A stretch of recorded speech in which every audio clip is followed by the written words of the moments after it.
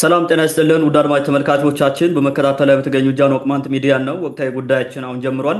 በዛሬው ወቅታዊ ጉዳያችን የፋኖን አረመናዊ ተግባራት የተመለከቱ ጉዳዮችን ወደ እናንተ እናደርሳለን። አጠቃላይ ከሰሞኑ ስለ ፋኖ የሚነገሩ ጉዳዮች አሉ። እነዛን ጉዳዮች በተመለከተ አጠቃላይ ዳራውን እናነሳለን። ከዛ በመቀጠልም እንግዲህ በአማራ ስም ነው ይህ ኃይል እየታገለ ያለው። እውነት አማራን በዚህ አካሄድ ነፃ ያወጣዋል? መነሻውስ ምንድን ነው? ይህ አረመኔያዊ ተግባር ውስጥ መነሻው ምንድን ነው የሚለውንና አጠቃላይ ወደ መጨረሻም የመፍትሄ ሀሳቦችን አንስተን የምንጨርስ ይሆናል ማለት ነው። በድጋሚ አብራችሁ እንድትቆዩ የአክብሮት ግብዣችን ነው። እንደተለመደው ፋኖን የተመለከተ ጉዳይ እናንተ ምን ጣላችሁ ምናምን የሚል ነገር ሊነሳ ይችላል። ይህ ኃይል ካነሳሱ ቅማንትን ለማጥፋት ስለነበር በኋላ ወደ ራሳቸው ስለሄደ ነው አሁን ይውላ ችግር እየመጣ ያለው። በባለፈው ሚን ጉዳይም አንስተነዋል። ምናልባት አሁንም እኛ ጋር እየሆኑ ያሉ ነገሮች ወደ ራሳቸው ስለሄዱ እነሱ ማውጣት፣ ማልቀስ፣ የተለያዩ ነገሮች ማድረግ ስለጀመሩ ነው ይህ እየወጣ ያለውና ይህ ነገር መጀመሪያም የተጀመረው ከቅማንት እንደሆነ ይታወቃል። ይህን ጉዳይ ነው በስፋት የምናነሳው። ይዘንድር እንደተለመደው አብሮኛለ ሰፊውን ጊዜ ወስዶ ማብራሪያ የሚሰጥበት ይሆናል። ይዘንድር እንኳን ደህና መጣህ እያልኩ እንግዲህ ፋኖ ሰሞኑን ያንድ አርሶ አደር እጅ ባሳምነው ጽዬ ስም በመጥረቢያ ከትክቶ ሲቆርጥ የሚያሳይ ዘግናኝ ቪዲዮ አለ። እንግዲህ ጀሮንም ቆርጠውት የሚታይ አለ። በኋላ ሆስፒታል ከገባ በኋላ እንግዲህ ፋኖ የሰውን አካል መቁረጥ የተለመደ ነው። ብዙ ጊዜ እኛ ጋር ብዙ አድርገውት አይተናል። ግን አሁን ጩኸቱን እነሱ ራሳቸው አበዙትና ከምን የተነሳ ነው እየጮሁ ያሉት? የሆነ የሰውን አካል መቁረጥስ ለዚህ ቡድን እንትን ነው ወይ? ተራ ነገር አይደለም ወይ? ምን አሁን ይህን ሁላ ጩኸት ምን አስፈለገ የሚለውን ጠቅለል አድርገን እንደ መግቢያ ብታነሳውና ወደሚቀጥሉት ጥያቄዎች ብናል። መልካም እንግዲህ ይሄ አዲስ ነገር ነው ወይ? አሁን እንደዛ አይነት እንትኑ ጩኸቱ ስለበዛ ነው ብዙ ጊዜ ነው ይሄ ጩኸት ላይ እንትን ካለ በጣም በሚገርመው የፋኖ አክቲቪስት ነን ወይም ለፋኖ እንሰራለን የሚሉ ጋዜጠኞች ሳይቀሩ እንደነ በቀቀን መሳይ አይነት ሁሉ ሳይቀር ነው እየወጣ የሚናገረው ይሄን ነገር ማለት ነው። አሁን በቃ ፋኖ እንዲያረገ እንዲሆነ የሚባለው ማለት ነው። የሚያሳዝነው ነገር ግን አማራ ሲገደል ወይም አማራ እጁ ሲቆረጥ ነው ወይ መጮህ ያለባቸው? ሰው እጁ ሲቆረጥ ለምን አይጮሁም? ሰው ሲቃጠል ለምን አይጮሁም? እነዚህ አሁን ፋኖ አቃጠለ እንደዚህ ያደረገ ብለው የሚያነሱት እኮ ከዚህ በፊት ቅማንቶችን ቤት እየዘጉ ሲያቃጥሉ አምነስቲ ኢንተርናሽናል እንኳን ይሄንን በእንትን አውጥቶታል፣ በሪፖርቱ አውጥቶታል። ሲያቃጥሉ ዝም ብለው ሲያዩ ነበሩ። ጀግና እየቆጠሩ ማለት ነው በለው እያሉ የወያኔ ተላላኪ የምናምን የተላላኪ እያሉ ሲሰብኩ የነበሩ ናቸው። መቀሌ ቢሮ አለው እያሉ ሲያስገድሉ የነበሩ ነው። ይሄ ሁሉ አሁን ዘግናኝ ትግራይ ላይም የተከሰተው በለው አሁን አማራ ክልል ውስጥ ራስ በራሱ እየሆነ ያለው ሌላም ቦታ እየተከሰተ ያለው ይሄ ሁኔታ እኛ ጋር መጀመሪያ የተፈጸመው ከ2008 ጀምሮ ነው። ይሄንን እንዴት ማየት አቃታቸው? ዛሬ እኛ እንዲያውም ቀደም ብለን በዛ ዘመን ማለት ነው ዛሬ እኛ ጋር እንደዚህ የሆነ ዝም ብላችሁ የምታዩ ኢትዮጵያውያን ነገ እናንተ ጋር ይመጣል ብለናቸው ነበር። ደፍነትሊ እየተፈጸመው ይሄ ነው። በማህበራዊ ሚዲያ ብዙ ጊዜ ስንጽፍ የነበረው ይሄ ነው። ቅማንት እንዲህ እየተጨፈጨፈ ዘግናኝ በሆነ መንገድ እየተገደለ ዝም የምትሉ ነገ እናንተ ጋር ይመጣል ነው ዋና ነገሩ ማለት ነው። እና ስለማይሰማ ነው አበሻው እሱ ጋር እስከሚደርስ ሌላው ቢጮህ ዝም ነው የሚለው በጣም በሚያሳዝነው ሁኔታ ማለት ነው። የሆነ ቦታ ዝናብ ሲጀምር አንተም ጋር እንደሚመጣ ማወቅ አለብህ። ይህም ደግሞ ግፍ የሆነ ቦታ ሲጀምር ዝም ማለት የለብም። ትግራይ ላይ ሁሉ ግፍ ሲፈጸም ዝም ብሎ ሲያጨበጭብ ነበረ በለው ወያኔ ምናምን እያለ ማለት ነው። ንጹሐን ሰዎች ነው ሲገደሉ የነበሩት ብዙ ጊዜ። አሁን ተመልሶ ይመጣል ይሄ ነገር ነገም ሌላው ጋር ይደርሳል። አሁን ያልደረሰው የሚመስለው ኢትዮጵያ ክፍል ካለ ሌላው ይደርስበታል፣ አይቀርለትም። ስለዚህ ይህንን አለመገንዘብ ነው አሁን ትልቁ ችግር ኢትዮጵያ ውስጥ ያለው ማለት ነው። የድንቁርናችን በጣም ሰፊ ነው። ይሄ ለቅማንት አዲስ አይደለም እውነቱን ለመናገር ማለት ነው። አሁን ይሄ አገሬ ሸዋሮቢት ነው ይላል እንግዲህ ሸዋሮቢት ታውቀዋለህ ይመስለኛል። የሸዋ ወይንም አሁን ይሄ ሰሜን ሸዋ የሚባለው አንድ ክፍል ነው። እዛ ተወልጄ ያደግኩ ነው። ግንባሩ ላይ መስቀል ያለው ምናምን የሆነ አረመኔ የሆነ ሰው ነው ወጥቶ እንደዛ እንትን የሚለው ይዘውት ያናዘዙታል። እንዴት ግደል ተብዬ ነው ታዝዤ ነው ያረኩት፣ እንትን ቁረጥ ተብዬ ነው ታዝዤ ነው ያረኩት ምናምን ነው የሚለው ንግግሩን እንትናቸዋለሁ እኔ አሁን ይሄ የሚከተክቱ ምናምን ከዛ በላይም ስለሚያደርጉ ማለት እኛ ጋር ያደረጉትን አሁን ሊስ ያደርጋቸዋል የተወሰኑትን እንዲያው ለማሳያ ያክል ማለት ነው። ይሄ ሁሉ ከመፈጸሙ በፊት በዓመተ ምሕረት ራሱ አስቀምጣቸዋለሁ ምን እንዳደረጉ ማለት ነው። እሱን ስንመለከተው ይሄ ኃይል አዲስ አይደለም። ሌላው ወደኋላ ሄደን እናየዋለን። በኋላ በታሪክ ራሱ በታሪክ እጅ መቁረጥ አዲስ ነው እንዲህ ለኢትዮጵያውያን? ሲጀመር ኢትዮጵያውያን እኮ ፖለቲካቸው እኮ ጭካኔ ነው። እኛ የምንከተል እኮ የጭካኔ ፖለቲካ እኮ በጉልበት ገለህ እጁንም ቆርጠህ አፍንጫውን ሁሉ አፍንጫ ተቆርጦ ተብሎ በተአምር እኮ ተጽፎልን የለን አፍንጫቸውን ፎነኗቸው ተብሎ ተቆርጠው በኋላ በድንጋይ ተወግረው እንዲገደሉ የተደረጉ ሞልቷል። 500 ህዝብ በአንድ ላይ እንደዛ የተደረገ ይህ አዲስ ነው እንደ ይለኛል። አዲስ አይደለም እኮ ስርዓት አልበኝነት እስከነገሰ ጊዜ ድረስ ከዚህ በላይ ሁሉን እንትን እናደርጋለን። እስኪ አስበው እንትን የሚለው ይሄ ተጠልፈው ወይም ታፍነው ተወስደው ብር አምጡ ተብለው ብር ከከፈሉ በኋላ የሚገደሉትን ህፃናት ሳይቀር አረጋውያን ሳይቀር ብዙ አይነት አገዳደል ይገደላል። አይናቸውን አንቁራው እያወጡ የሚገድሏቸው ስንት ነው? ሽንፋ ላይ አንድ ሽማግሌ ሰውዬ እንደዛ አልተደረገም? የዛሬ 4 ዓመት ነው 5 ዓመት 4 ዓመት ይመስለኛል። ፋኖ የሚባለ ይሄን ድርጊት የፈጸመው ሌላ ስንት ግፍ ይፈጸም የለ እንዴ? ከዚህ በላይ እኮ ነው። አሁን እጅ መከትከት ምናምን እንዴት ነው? አሁን ስለታየ ብቻ ነው እንዴ እንትን ማድረግ? ቤት 5 ቤተሰብ እንዳለ ቤት ዘግቶ አቃጥለው የለ እንዴ? እነዚህን እኮ ማየት ያስፈልጋል። እና ይሄ የጭካኔ ግድያ አሁን ይሄ ከኢትዮጵያ የፖለቲካ ሁኔታ ጋር የተለየ ነው ወይ? የተፋታ ነው ወይ? ማነውን ቅዱስ ነው ብሎ የሚመጣስ በዚህ አሁን ኢትዮጵያ ውስጥ አለ ወይ? ዛሬ ይሄን የሚኮንነው ሌላም ብሔር በለው ዋቴቨር ይሄን ያደርጋል እኮ በዚህ ሂደት ነው የመጣ ነው። ምንም ይሄ አሁን አዲስ ነገር ሆኖ የሆነ እንትን የሚል የለም። ለነገሩ ግን ምንድን ነው የፋኖ የሚባለው ኃይል በተለይ የአማራው ኃይል ምንድን ነው የተለየ የሚያደርገው የሚለውን ነገር ማየት ጥሩ ነው። ምንድን ነው በጣም ጎልቶ የወጣበት? በአደባባይ አድርጎ ስለሚፎክር ነው፣ ስለሚያቀራራ፣ ስለሚሸልል ማለት ነው። ይህን ስለሚያደርግ ነው እንደ ጀግና ማለት ነው። አሁን ቦቲ ተጭኖ መሄድ ማለት ቦቲ አቃጥለው የሚፎክሩ ፋኖ በቃ ይችላል እያለው የሚፎክሩ እኮ ናቸው እነዚህ ማፈር እያለባቸው ማለት ነው እንጂ ሌላውም ይገላል። በዘግናኝ በሆነ ሁኔታ ይገላል። ማንም ይገላል። ስንት ይገደል የለን ስለማይታይ ግን ፖለቲካሊ ጅል ነው ፋኖ የሚባለው ማለት ነው። የሚያደርገውን ጭካኔ የተሞላውን ነገር በሙሉ እንደ ጀግንነት ስለሚቆጥረው ማለት ነው። ውርደቱን ሁሉ ስለሚቆጥረው ቪዲዮ እየቀረጸ ይዛል ምናምን እያደረገ ይላል። በቃ እንትን ያደርገዋል። በዚህ ምክንያት ነው እንትን ያለው። ግን ከፋኖ መቼም ቅድስና አይጠበቅም። ምክንያቱም ባህሪውን ማብራራት የተሻለ ይመስለኛል። የተወሰኑ ነገሮችን እንበል። አሁን በቅርቡ እንግዲህ በእኛ በቅማንት ላይ ያደረጉ ማለት የፋኖ የሚባለው ኃይል እኔ አሁን ሁሉንም ፋኖ ብቻ እንዲያደርጋል የሚል እንትን የለኝም። ብዙ ሌላ ጭካኔ ተሰርቷል። መከላከያውም እንዲህ አይነት ጭካኔዎችን ሲሰራ ነበረ። ትግራይ ላይም የሆነ ቦታ ሲያደርግ ነበር፣ ያደርጋል። መከላከያ ተብሎ ራሱ ማለት ነው። ይሄ ሐሰት አይደለም። በቃ የሆነ ነገር የሚያበሽቅ ነገር አሁን በውጊያ ወቅት የሚያበሽቅ ነገር ዘግናኝ የሆነ ነገር በእነሱ ላይ ተፈጽሞ ካገኘ ተመልሶ እንደዛ ነው የሚያደርገው። የሆነ ሽፍታ የሆነ ነገር አረገ ብሎ ገበሬን አይደል የሚደበድቡት የሚያስሩት። ስንት ነው ነገር የተደረገው? እንዲህ መቃ ላይ ስተት ፈጸሙ። በኬላ ላይ ያሉ ልጆችን ገደሉ። ታጣቂዎችን ሲገድል እዛ ጋር ውጊያ ተፈጸመ። ጉዳት ደረሰባቸው። 17 ንጹሐንን መጥተዋል እንደ የገደሉት 17 ንጹሐን መከላከያው ይሄ ምንድን ነው የሚባለው አድማ ብተና የሚባለው መጥቶ ሲገድል ቁጭ ብላ እንዴ ሳይነ አብረው ሲገድል ነበረው። ጭካኔ ለፋኖ ብቻ የሚሰጥ አይደለም። ፍሮም ዘ ቬሪ ቢጊኒንግ ማለት የድንቁርናችን ኢንቴግሬትድ ፓርቱ ነው፣ የዘለቀ ነው ጭካኔ ማለት። ዛሬም ያ ጭካኔ አለ በውስጣችን ማለት እሱን እንዲያውም በኋላ እንትንም ነው። ግን ከፋኖ ጋር በተያያዘ ፋኖ ዛሬ ነው ወይ ይሄን ያደረገው? ዛሬ ነው እንዲህ አድርጎ የታየው ወይ? አይደለም። እንግዲህ በቅርቡ እንኳን ከ2008 ዓ.ም ጀምሮ እስካሁን እስከ ዛሬ ድረስ በቅማንት ላይ የሚደረገው ጭካኔ ዘር የለየ ማለት ነው ጭካኔ በጣም ብዙ ነው። የተወሰኑትን እናንሳ። በ2008 ጥቅምት ወር ላይ ማለት ነው ማውራ ላይ ከጎንደር 10 ኪሎ ሜትር ማይርቅ 7 ኪሎ ሜትር ምናምን ቢሆን ነው በዛ ቦታ ላይ እዛ ቦታ የ15 ዓመት ወይ ከ12 እስከ 15 ዓመት የሚሆን ህፃን አጋድመው እንደ በግ አርደውት አንገቱ ተቆርጦ ምናምን ፎቶ አለ። ልዩ ኃይል የሚባለው አብሮ እዛ ጋር ይህን ያደረገው አንገቱን የታረደልኝ በጣም የሚዘገንን ፎቶ አለ። በቪዲዮ ሁሉ አለ ተሰርቶ በሚገርም ሁኔታ ማለት አይከል ላይ አንድ ለምለሚቱ ሽንፋ ሆቴል አንድ ሰው የሆነ የቅማንት ኮሚቴ ነው ብለው አስበው ሂደው አናቱን ያፈረሱትን አይታል። መከላከያው ራሱ አናቱን እንዳለ ፍርፍር እንትን ብሎ እንዳለ በቃ የሆነ ለማየት ራሱ ይዘገናል ስታየው ማለት ነው። ማይደረግ ነገር አለ እንዴ? ይሄ ጭካኔ በሽ ነው።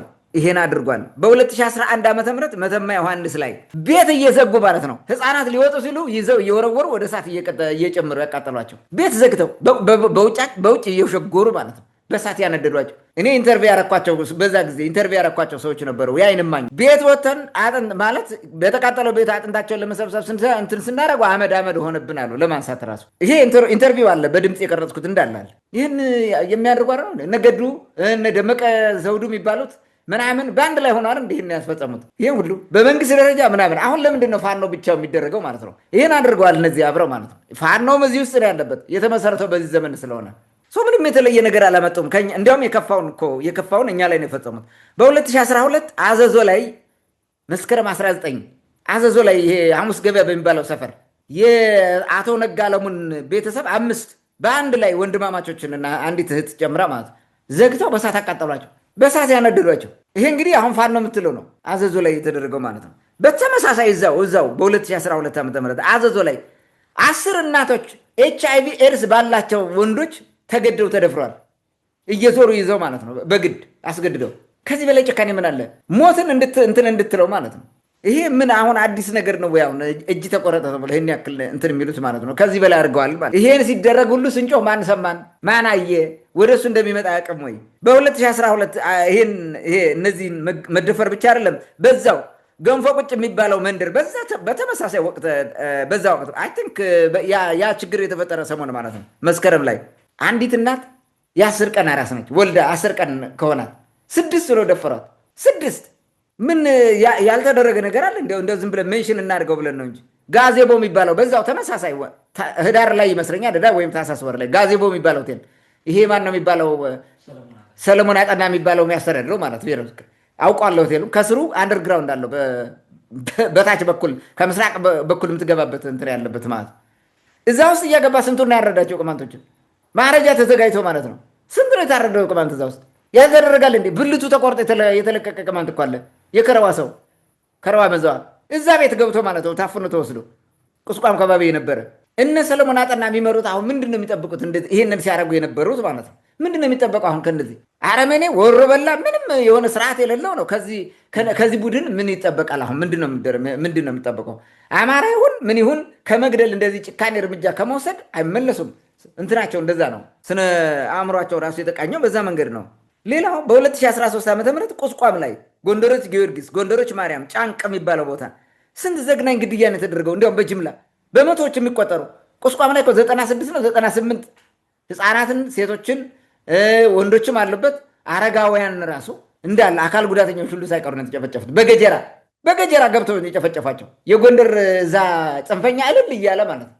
እናገኘው ተሻገር ይሄን እኮ ነው የንጉሥ ስርዓት እያሉ እየበሉ ሲፎክሩ ሲጀንትን የነበር የፋሲል ክለብ ዋንጫ አነሳን እያሉ የእኛ ጅልም የነበረበት እዛ ጊዜ ዶክተር ደሳለኝ የሚባለው እዛ ዋንጫ እያነሳ አልነበርም? ይሄ ሁሉ ግፍ እኮ የተሰራው እዛው ጎንደር ከተማ እኮ ነው። ምን አዲስ ነገር ነው እንዲ? አሁን ይሄ እጅ ተቆረጠ ጆሮ ተቆረጠ ተብሎ ምናምን እንደ አዲስ የሚያራውጡት ለፖለቲካ ትርፍ ካልሆነ አሁን ፋኖ በመንግስት በኩል መጥቶ መንግስትን እየተገዳደረው ስለሆነ በቃ እናጠላለው እንደዚህ አድርገን በቃ ይህን እናውራው ካልሆነ በስተቀር ሌላ ስራው ምንድን ነው? እንደ ፋኖ ምን ሲያደርግ ነው የመጣው? ይህን አር ሲያደርግ መጣው ምን የሚታወቅ እኮ ነው። ይሄ የሚረሳ አይደለም። በ2012 ጎንደር ላይ 6 ተማሪዎችን ገለው ዩኒቨርሲቲ የሚማረው ኤክስቴንሽን የሚማረው ተከራይተው የሚማረው ማለት ነው። 6 ተማሪዎችን ከተከራዩበት ገለው ቆዳቸውን ገፋው ራቁታቸውን ማለት ነው። ከአንገታቸው በላይ ያለ ቆዳ በሙሉ ተገፋ ወስደው ጭልጋ የተቀበሩት። ይህን እናቀ የለ እንዴ? ምን ያልተደረገ ነገር አለ እንዴ? በቅማንት ላይ ያልተነገረ ካልሆነ በስተቀር ሁሉም ማለት ስለማንችል እንጂ በ2013 አይከል የልዩ ኃይል ካምፕ የሚባለው የፋኖ ካምፕ የሚባለው ማለት ነው ምንድን ነው እንደ ሲደረግ የነበረው? ራሱ አንድ የአማራ ተወላጅ ባህር ዳር ከባቢ መሰለኝ ልጁ መጨረሻ ሲወጣ ያየውን ተናግሯል። እንደሄደው እሱ ቅማንት ነው ተብሎ ታስሮ አብሮ ስለነበረ የሚገደሉት ተራ ውስጥ ነው። ግን አማራ መሆኑ ሲረጋገጥ ተውት በአይኑ ያየውን ተናግሯል። እንደሄደው ልኝ ይህን ሳልመሰክር አልሞትም ብሎ በየሌሊቱ እያሰሩ እንደ በግ እያረዱ ጉድጓድ ውስጥ ሲጦላቸው የነበሩት እንደፈለገ እዛው በተመሳሳይ አይከል ሃይስኩሉ ላይ ስንት ሰዎች ወጣቶች የታረዱ ሽንት ቤት የገቡት ይሄ አጥንቱ ውሻ በልቶ ጨርሶት ከጭንቅላቱ እስከ መቀመጫው አካባቢ ያለው ስፓይናል ኮርዱ እስከ ጉልበቱ ያለው ወድቆ ገጦ አጥንቱ የሚታየውስ ይሄ እኮ በሽ ነው። እዛ እኮ አለ፣ በፎቶ እኮ አለ። ይህን ያደረገ አይደል እንዴ? ይሄ ሲደረግ የት ነበረ? ይሄ ዘራፍ ቢለው መከላከያ ነው በለው ምናምን ነው በለው ይሄ ታጋይ ነው በለው ምናምን ይሄ ሌላ ህዝብ ነኝ በለው ምናምን የት ነበረ? የት ነበራችሁ? ይሄ ሁሉ ሲደረግ ዛሬ ምኑ ነው አሁን ይሄን እንትን ያስደረጋችሁ? እኔ በጣም የሚገርመው ነገር ይሄ ነው። አሁን እኔ ፋኖን አፕሪሼት እያደረግኩ አይደለም። አረመኔነቱ አረመኔነት ነው። በቃ ይሄ እኮ የሚታወቅ ነው። ይሄ ስነ ባህሪው በዛ በኩል የመጣ ነው። በ2014 ዓ ም ዳዛ ላይ ታስታውሳለህ? ይህን ዘገባ በተደጋጋሚ ሰርተነዋል። ዳዛ ላይ ኪዋ የሚባል ጎጥ ላይ 13 ህፃናትን በጅምላ እንዴት እንደገደሏቸው እንዴት እንደረሸው ናቸው። በተመሳሳይ 2014 መተማ ጉባኤ ላይ እንዴት አድርገው ነው የገደሏቸው? ህብረተሰቡ ተደናቅጦ ሁሉ ንብረቱን ቤቱን እየጣለ ዝም ብሎ ያለው ነፍሱን ይዞ ሲሮጥ 14 ህፃናት ጎርፎ ወስዷቸዋል። ሱዳን ከሄዱት መካከል ነው። ይሄ በቪዲዮ አለ እኮ ቃለ መጠይቁ ራሱ። አበሻው ዛሬ ምን ሆኖ ነው የተንጫጫው ነው? እኛ የእሱ ፓርት አይደለንም ወይ? እኛ ቅማንቶች ሰው አይደለንም ወይ? ስንገደል በዛ ደረጃ በዚህ ዘግናኝ ሁኔታ ማለት ዛሬ ምን ነው የሚያንጫጫችሁ ነው የኔ ጥያቄ። ምን አንጫጫችሁ? ራሳችሁ አሬራ እያጠጣ ያሳደገ ውሻ ሲነክስህ የዛ ጊዜ ነው ጉድ የሚናገረው ማለት ጉድ የሚወጣው ወይ የምትናደረው ብስጭቱ የሚመጣው ራስን ስለነከሰ ካልሆነ በስተቀር ማለት ነው። ስለዚህ ይህን በነገራችን ላይ ዛሬ ብቻ አይደለም በቅማንት በሺዎች የሚቆጠር ዓመታት እኮ ነው እንደዛ ሲሆን የቆየ። በተለይ 700 ዓመት ብለው የሰለሞን ስርወ መንግስት ከተመሰረተ ጊዜ ጀምሮ እኮ ቅማንት እንዲህ አይነት ዘግናኝ ግድያዎችን ሲያስተናግድ ነው የኖረው በህይወቱ። እንዲህ ነው ቅማንት የኖረው በማንነቱ ምክንያት ማንነቴን አልጥልም ስላለ አማራ ትሆናለህ አልሆንም አማራ ነኝ ብሎ የተቀየረው ቅማንት የደንቆሮ ቅማንት ማለት ነው። ይሄው ዛሬ ፋኖ ነኝ ምን እያለ የሚገልህ ማለት ነው። የተረገመ ቅማንት ከማንነቱ የወጣ ቅማንት ይህን የሚያደርገው። በነገራችን ላይ አሁን ለእነዚህ ለፋኖ ብቻ የምሰጠው አይደለም፣ የሚገል ሞልቷል። ሁሉም ቦታ ገዳይ ነው። ይህን ማየት አለብን። እንግዲህ ጥያቄው ለምንድን ነው በብርጌዳል ጄኔራል አሳምነው ጽጌ ስም ብለው ያረዱት? ለምንድን ነው እጁንና ጆሮን የቆረጡት? ያን ሰውዬ ማለት ነው በቪዲዮ የታየው ለምንድን ነው የሚል ነው። እዚህ ጋር እንግዲህ ቀላል ነው፣ መልሱ ቀላል ነው። የመጀመሪያው አሳምነው ጽጌ እንዲህ አድርጎ እረዷቸው ብሎ አዟቸዋል። ታስታውስ ከሆነ ህዳር 24 ወይም ህዳር 30 ይመስለኛል 2011 ዓ.ም ጎንደር ላይ መነኮሳትን ይሄ እንትናው ዮሴፍ የአባ ዩራኔም የነሱ ቡድን በለው ማዕት መነኮሳት የከተማው ይሄ ትልልቅ ሰው የሚባል ማለት ነው። ጎንደር እንዲህ አንዳንዴ ጎንደር የሚባል ያሳዝነኛል። ተሰብስቦ ማለት ነው ይሄ ወሮ በላው ቃውጢ ሁሉ ተሰብስቦ ንግግር አድርጓል። የቅማንትን እጅ እንቆርጣለን፣ እዚህ ያለውን እንቆርጠዋለን፣ የወያኔ ተላላኪ ስለሆነ እንቆርጠዋለን ብሎ አውጆ ሂዶ አይደል እንደ በሳት የለበለባቸው መተማ ዮሐንስ በወር ሳይሞላው ማለት ነው። ታዲያ የዚህ ሰውዬ ልጆች አይደሉ እንዴ የመሰረታቸው እኮ እነዚህን ፋኖ የሚባለው እኮ ያቋቋመው አሳምነው ጽጌ ነው።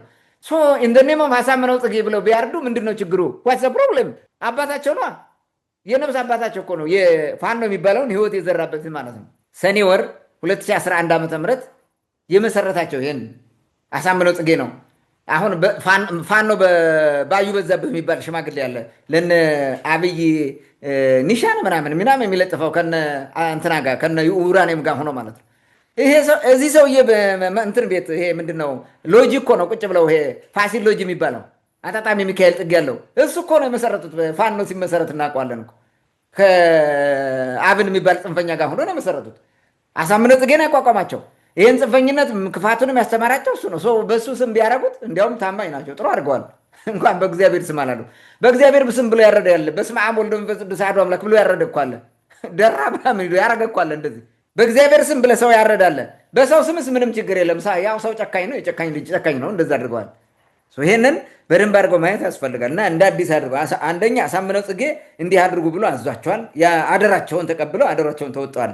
ሁለተኛ አሳምነው እንዲህ ብሎ እጅ እንደሚቆርጥ በመመሪያ ሰጥቶ ነግሮ ቅማንቱን እዚህ ያለውን እንቆርጠዋለን እጁን እንበጥሰዋለን ብሎ ከእጅ በላይ ሌላ ነገር አድርጓል ማለት ነው። ስለዚህ በዚህ አንጻር ነው በአባታሙ አሳምነው ጽጌ ፈሪ ስለሆነ ጨካኝ ነበረ። ፋኖም እንደዛ ነው፣ ፈሪ ነው፣ ጨካኝ ነው። ፈሪ ሰው ጨካኝ ነው። በፍጹም ለሰዎች እዝነት ምናምን ሀዘኔታ የሚባል የለም። በጭካኔ ነው። አገዳደሉም ጭካኔ ነው። ከገደለ በኋላ አስከሬን ላይ የሚጫወተው ጨዋታ ራሱ ጭካኔ ነው። ፈሪዎች ናቸው የሚያደርጉት። አሳምነውን ፈሪ ነው፣ ደንጋጣ ፈሪ የመጨረሻ ሁሉም የሚያቃዣው ይሄም የሚያስደነግጠው ነው። ፋኖ የሚባለው ይሄ ነው። በቃ አንተ ለመንግስት እንዲሁን ምናምን ብለህ ጠርጥሮ ያርዳል። ፍርሃት እኮ ነው፣ ሌላ ነገር የለው። ሰልፍ ኮንፊደንስ የሚባል ስለሌላቸው ነው ይህን የሚያደርጉት። ሰልፍ ኮንፊደንስ ያለው ታጋይ እንዲህ አያደርግም በጭራሽ ማለት ነው። ለንጹሐን ዜጎች ይጨነቃል፣ ለክብሩ ይጨነቃል። ሰው ለሚባለው ክብሩ ራሱ ሰው ለፍጥረቱ ራሱ ለስብዕናው ራሱ ይጨነቃል። አይደለም ሰውን በውጊያ ልትገለው ትችላለህ። እጅ ከሰጠ በኋላ አትገለውም። ለምን ትገለዋለህ? ምን አረጋስ? ለምን ታሰቃየዋለህ? አይተሃል? እንደ እንስሳ እኮ ነው የሚወቁት። አንድ ሌባ ይዞ ተብሎ ፋኖ የሆነ ወደኋላ የእንግርግሪት አስረው በዱላ እንዴት እንደሚደበድቡ አይተሃል? ሂውማን በቃ ሌባ ነው ግን ሰርቆ ተገኝቷል። ለምን ትደበድባለህ? እርምጃ የሚወሰድበት ሌላ የህግ እርምጃ የሚወሰድበት መንገድ እርምጃ እንዲወሰድ ከማድረግ ባስተቀር ማለት ነው። እኔ አንዳንድ ይኸውልህ እንደ ከብት ማለት ነው። አትሊስት እሺ ኦርጌ ደብድቡት። እሺ አሁን ያን ሌባ ይደብድቡት። እሺ ከሰው ፊት ሰብስበህ ነው የሚደበድበው እኮ እንደዛ በጭካኔ በያዘው ዱላ የሚደበድብ አደባደብ። ሂውማን አፍተር ኦል በቃ ሌባ ነው ግን ሰው ነው። እንዲህ ሰውነት ሂውማኒቲ የሚባል ነገር አለ እኮ። ሰው መከበር አለበት እኮ በሰውነቱ ማለት ነው። እኔ ምንም ልታደርጓቸው። ስለዚህ እንደዚህ አይነት ፈሪ ጨካኝ የሆነ ስርዓት አልበኛ ምናምን ከሆንክ ሌላ ስራ የለም። እንዲህ አይነት ነው የምሰራው። ፈሪ ነው አሳምነው ጽጌ። ፈሪ ባይሆን እንደዛ ያደርጋል። የራሱን የትግል ጓድ የሚባሉትን ባህር ዳር ላይ ሶስቱን አይደል ያስተኛቸው። ፈሪ ስለሆነ እኮ ነው። በሀሳብ መሞገት ስላልቻለ ነው እነሱን የገደላቸው። በእርግጥ ግፉ ነው። ያ ሰንበቴው ገብቶ ይላል ቅማንት ላይ የሰሩት ግፍ ስለነበረ ነው። እንደዛ ማለቅ ስለነበረባቸው አልቀዋል። ግን ፈሪ ስለሆነ ነው።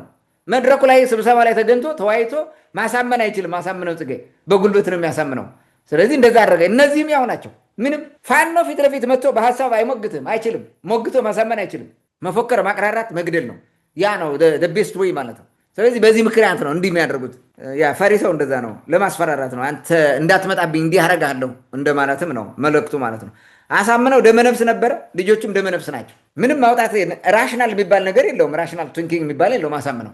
እርሱም በዚህ የደመነፍስ መንገድ የፈጠራቸው እነዚህን ፋኖቹ አደረጉት። ስለዚህ እንደ ኔሞፍ ጀኔራል አሳምነው ጽጌ ብለው እጅ ይቆርጣሉ፣ ጆሮ ይበጥሳሉ፣ ሌላም ያደርጋሉ። ምንም ችግር የለባቸው። ስለዚህ በአምላካቸው ስም ነው ስራ የሰሩት። ልክ ናቸው። ምንም አዲስ ነገር አይደለም። እኔ የገረመኝ ይህንን እያወቀ እስከ አፍንጫው ያስታጠቀው የብልጽግና መንግስትና ካድሬዎቹ ዛሬ ላይ ማላዘናቸው በጣም በሚገርም ሁኔታ ዛሬ ወጥተው የሚያንቋርሩት ማለት ምክር ቤት ላይ አብይ አህመድ ምንድን ነው ብሎ የተናገረው? እንዲ ታስታውሳለህ? የተወካዮች ምክር ቤት ላይ ፋኖን ብንፈልግ ሶማሌም ሌላም ቦታ ልናሰማረው እንችላለን ታጋይ ነው ብሎ በኋላ ደግሞ ጥቁር ክላሽን ወስዶብን ምናምን ታጋይ ለሱ ሊሞትለት ያለው እየገደለ ታጠቀብን ምናምን ምን አይነት እንትን መርህ እንደሌላቸው አየህ። ዝም ብሎ በደመ ነፍስ እንደሚሄድ ይሄ ነው። ስለዚህ ራሳቸው አይደል እንዲያደርግ የፈቀዱለት። መተማ ዮሐንስ ያ ሁሉ ቅማንት ሲጨፈጨፍ እኮ የናብይ ወታደር አዲስ ወታደር አልታዘዝኩም ትእዛዝ አልተሰጠኝም እያለ ንጹሐን እየተገደሉ ዝም ብሎ እኮ ነው ሲያይ የነበረው ሲያይ ነው የነበረው። አሁን ምን ያስለቅሰዋል? ምን ያላዝናል? አሁን ምን የፖለቲካ ትርፍ ለማግኘት ነው? ኦኬ ይሞክሩት። ካዋጣቸው የህግ የበላይነትን አስከብረህ በስርዓት እስካልተመራ ድረስ የሀገር ከዚህ የባሰ ነገር ገና እናያለን። ገና እውነቱን ልንገርህ አይደለ በ1985 ጎጃም ነበርን እና በአጋጣሚ የሆነ ኦርዲናንስ ውስጥ ነበር የምሰራው እና የሆነ ወታደሮቹ ደንበጫ የጨረቃ መርካቶ የሚባል አለ ከደንበጫ በደቡብ በኩል ወደ አባይ በረሃ አቅጣጫ ይሄ ፈረስ ቤት ምናምን የሚባል ቦታ ይዞሩ ነበር። ሽፍታ በጣም አስቸጋሪ የሆነ ሽፍታ ነበረ። አንድ ጊዜ የሆነ ሽፍታ ተያዘ እዛ እንትና ይሄ መርካቶ የሚባል ቦታ ብዙ ናቸው፣ አንድ አይደለም ወደ 3 ናቸው ምናምን የተያዙት። ወመኔ ሽፍታ ነው፣ ሁልጊዜ ሽፍታ ይያዛል። ከዛ ተይዘው ጥያቄ ይጠይቃሉ። ተናገሩ ያደረጋችሁትን ሲባል የሰው ምላስ ቆርጠን በልተናል አለ አንደኛው። እንዴት አለው? አይ በቃ ብዙ ሰው ስለገደልን እና ብዙ ሚስጥር ስለሰራን ሚስጥር እንዳታወጣ ተባብለን የሰው ምላስ ቆርጠን በልተናል አለ። መሐላ ነው ምናምን። ይሄ ኢንቴግሬትድ ፓርት ኦፍ አወር ካልቸር አይደለም ወይ? ይሄ ጭካኔ ማለት የባህላችን አንዱ ክፍል እኮ ነው። እኛ እኮ ኢትዮጵያውያን ዓለም ያላወቀው ጨካኝ እኮ ነን። የሆነ በቃ ኋላ ቀር አረመኔ የሆነ ቢሄቨር እኮ ነው ዴቨሎፕ አድርገን የምንኖረው። ይህን ማረም እንኳን አልቻለም። ኋላ ቀርነታችን ነው። ይሄ ኋላ ቀርነት ውጤት ነው፣ የድንቁርና ውጤት ነው። ማረም አልቻለም። ገበሬውን ማሰልጠን አትችልም። ባህልህን ማድረስ ማስተካከል አትችልም። በድንቁርናው ነው የምትኖረው። የኢትዮጵያ ሕዝብ የያዘውን ድንቁርና እንደያዘ ነው የሚቀጥለው። በሜሶፖታሚያ ዘመን የተሰራችን በሬና ይሄ ቀንበር ሞፈር የምትጎተት በበሬ የምትታረስ ዛሬም ድረስ ይጎትተዋል። ስንት ሺህ ዓመት መጥቶ ማለት ነው። ከዛኛው ብዙ ሺህ ዓመታት አለ። 3000 ዓመት አምጣ ከሜሶፖታሚያ እዚህ ደግሞ 2000 አለ። 5000 ምናምን ሆኖታል።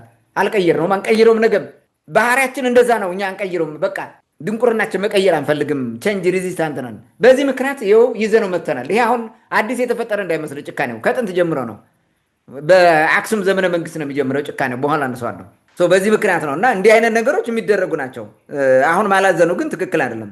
እንዲያውም ብልጽግና ይሄን ሁሉ አስታጥቆ ይሄን እያደረገ ይሄን ሁሉ ፋኖ የሚባል ጉልበት ሰጥቶ ምናምን እዚህ አድርሶ ዛሬ እንዴት ያለቅሳል ነው የኔ ጥያቄ። እንዴት ያለቅሳል? አሁን ይሄ ፋኖን ለህዝብ ለማሳጣት ተብሎ የሚደረግ ፖለቲካ ነው እንጂ በትክክል ለኢትዮጵያም ለሀገሪቱም አዝኖ አይደለም። እንደዛ አይመስለኝም፣ በፍጹም አይመስለኝም። እሱ አይደለም ቢሆን ኑሮማ በቅማንት ያ ሁሉ ግፍ ሲሰራበት ይጮህ ነበር፣ ያለቅስ ነበር፣ ያመው ነበር። አላመመውም፣ ምንም ነገር አልመሰለውም። ይሄ ፖለቲካ ነው አሁን በብልጽግና በኩል የሚጮኸው ማለት ነው። ተራው ህዝብ ምስኪኑ ህዝብ የሚያለቅሰው መሮት ነው፣ አስደንግጦት ነው። ልክ ነው፣ ህዝቡ ምንም እንትን ማለት አይችልም። ግን ይሄ አሁን የመንግስት ባለስልጣን ምናምን የምትለው ግን ያውቃል፣ አሳምረው ፖለቲካ ነው። እነ ዳንኤል ክብረት ይሄን አሳምረው ያውቃሉ፣ በደንብ ነው የሚያውቁ። አሁን ወጥተው እንዲህ አድርገን ሞባይል ውስጥ ጤና አግኝተን እንዲህ አድርገን ብሎ ያወራሉ። ይህ ማላዘን ነው። ለማንኛውም ወደሽ ከተደፋሽ ቢረግጥሽ አይክፋሽ ብሏል። ፋኖ ታጋይ ነው ሲሉ ቆይተው ዛሬ አረመኔ ነው ማለት ጅልነት ነው ከማለፍ ውጭ ምን ልትል ይችላለህ? ሰው የማያድግ ልጅ አርያ ያበዛል ይባላል። ፋኖም ደግሞ እንደዛ ነው፣ አያድግም። በቃ ምንም ስለማያድግ እንደዚህ አይነት ነገር ነው የሚሰራው፣ ግፍ ነው የሚሰራው፣ በደል ነው የሚሰራው እንጂ ዲሲፕሊን አያስተምርም፣ ለህዝቡ ለውጥ አያስተምርም። በዚህ ምክንያት ነው የፈለገውን ነገር ያደርጋል። በቃ የፈለገውን ማለት ነው። እንዲህ ነው የሚያስቡት እነሱ።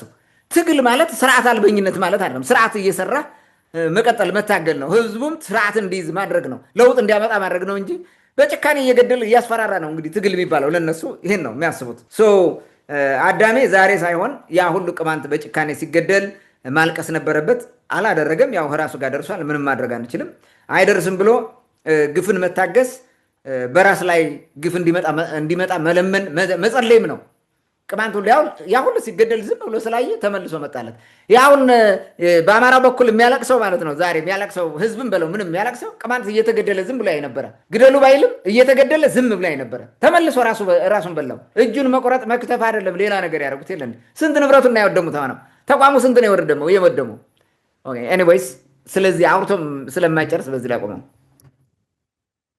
መልካም እንግዲህ ብዙን አንስተዋል። በተለይ ይህን ያዩ ሰዎች ብዙዎች እየተንጫጩ ነው።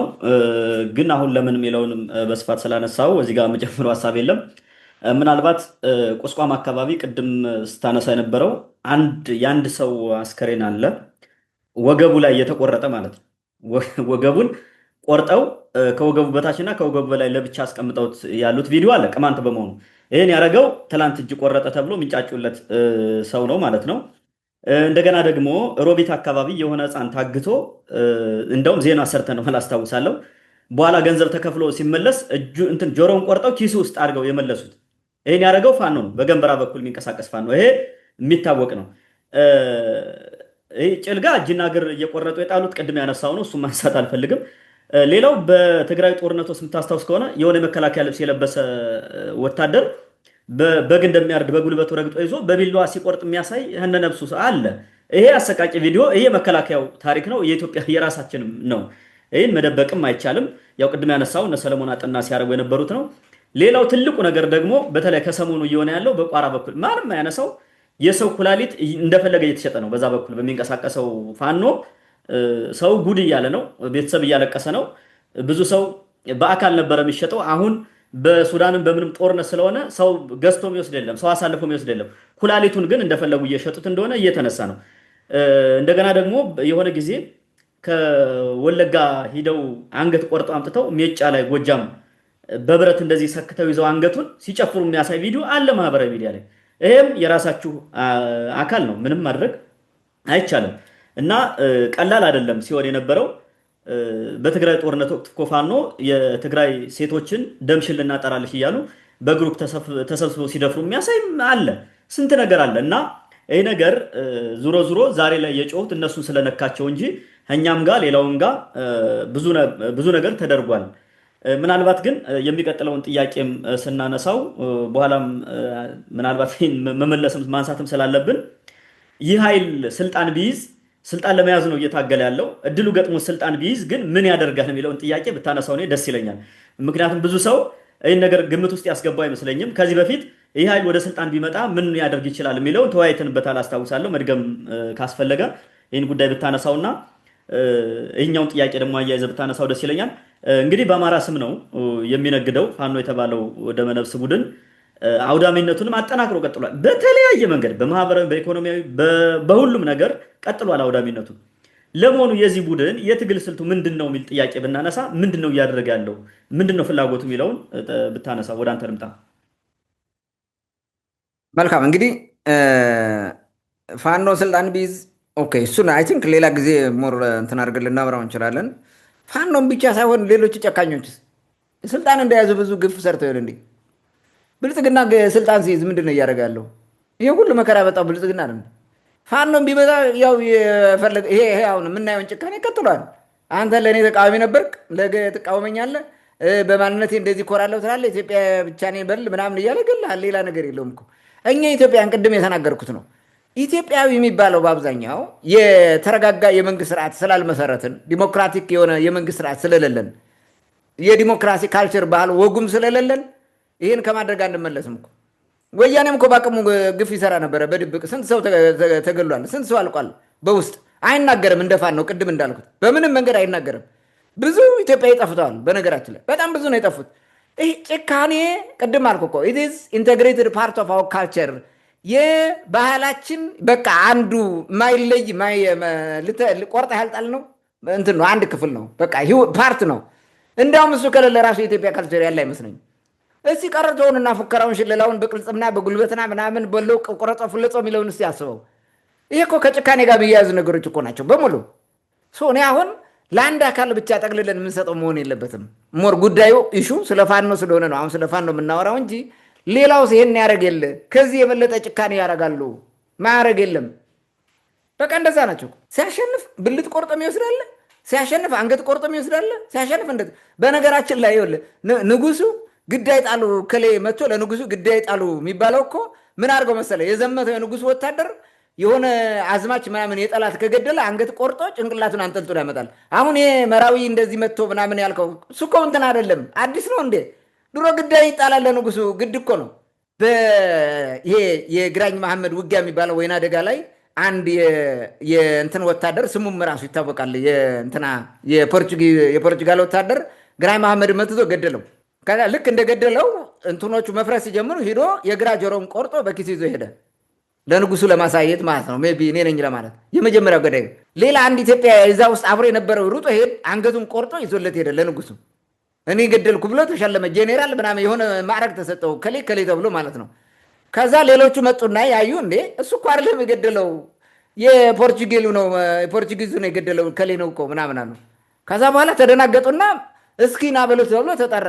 ማን የገደለው ሲል እኔ የገደልኩት ይላል። ምን ምልክት አለ ሲለው እስኪ ሰውየውን አንገቱን ቆርጦ ሲያመጣው ከአንገቱ ላይ ጆሮ አለ ወይ የግራ ጆሮ አለ የለም ካለ ልክ ነው እሱን የገደለው ከሌለ ግን ሌላ ነው የገደለው አሉ። ሲያይ ጆሮ የለም። በኋላ ሰውየው ተጠርቶ ከግራ በኪሱ አውጥቶ ይሄው ብሎ ሰጣቸው። አፍረትና ውርደት ሆነ። ይሄን ያነሳሁት ምን ለማለት መሰለህ? አሁን የነበረው እንትን ለማለት አይደለም። አንገት ቆርጦ ወስዶ ግዳይ ይመጣል ባህል ነው። ቅድም እኮ የባህላችን አንድ ፓርት ነው ያልኩት ለዚህ እኮ ነው። ሌላውን ቢገል እንደዚያ ነው። አንገት ቆርጦም ልትቆርጦ ምንም ይወስዳል። ማንም ምንም ይሁን ይሄን ያደርጋሉ። ለምን ደንቆሮች ነና። እኔም በፍጹም ይሄኛው ነፃ ነው ከዚህ ይሄኛው የኢትዮጵያ ሕዝብ ነፃ ነው የሚል አልከራከርህም። ኤቭሪባዲ ካን ዱ ዲስ ስናደርገው ነው የመጣ ነው እያደረግን ነው ያለ እኛ ኢትዮጵያውያን ነን። በቃ ይሄ የኢትዮጵያን መገለጫ ነው ባህሪ ነው። ለምንድን ነው የኛ ባህሪ እንዳልሆነ ረጎም? አሁን ቅድም እኮ የተናገርኩት እሱ ነው። የመከላከያውን በለው የመንግስት ባለስልጣን የሚባለው በሙሉ ይሄን ሁሉም ጭፍጨፋ የሚያስፈጽመው እኮ አሁን ያለው የብልጽግና እንትን ነው። በተለይ የአማራው ብልጽግና ምናምን የሚባለው ይሄን የሚሰራው እርሱ ነው የሚያደርገው። እንደማያደርገው ለምንድን ነው የሚያስጮኸው? ይሄን ፋኖ ጨካኝ ምናምን የሚለው ማለት ነው። እና ይሄን ነው ማየት ያለብን። በቃ ስልጣን ስትይዝ ማድረግ የምትችለው ሁሉ ታደርጋለህ። እንትኑ መከራውን ፍዳውን ታመጣዋለህ። ይሄም እንትን ነው። ኦኬ ወደ እንትኑ ልምጣ፣ ወደ ዋናው አጀንዳ ልምጣ። በአማራ ስም የሚነግደው ፋኖ የተባለ ደመነፍስ አውዳሚነቱን እንዴት አጠናክሮ ቀጠለው? አሁን የሚለው ነገር የተወሰነ ነገር እናንሳ። አውዳሚነቱን ቀጥሎታል። አሁን በጣም ነው የቀጠለው። እንግዲህ ለምንድን ነው ፋኖ አውዳሚ ሆኖ የቀጠለው? አሁን ያው ሰው ከመግደልና እጅ ከመቁረጥ ዘግናኝ ነገሮችን ከመፈጸም በተጨማሪ ሌላ ዘግናኝ ነገር አለ። በማቴሪያል በሪሶርስ በሀብት ላይ የሚደረግ ነገር ማለት ነው።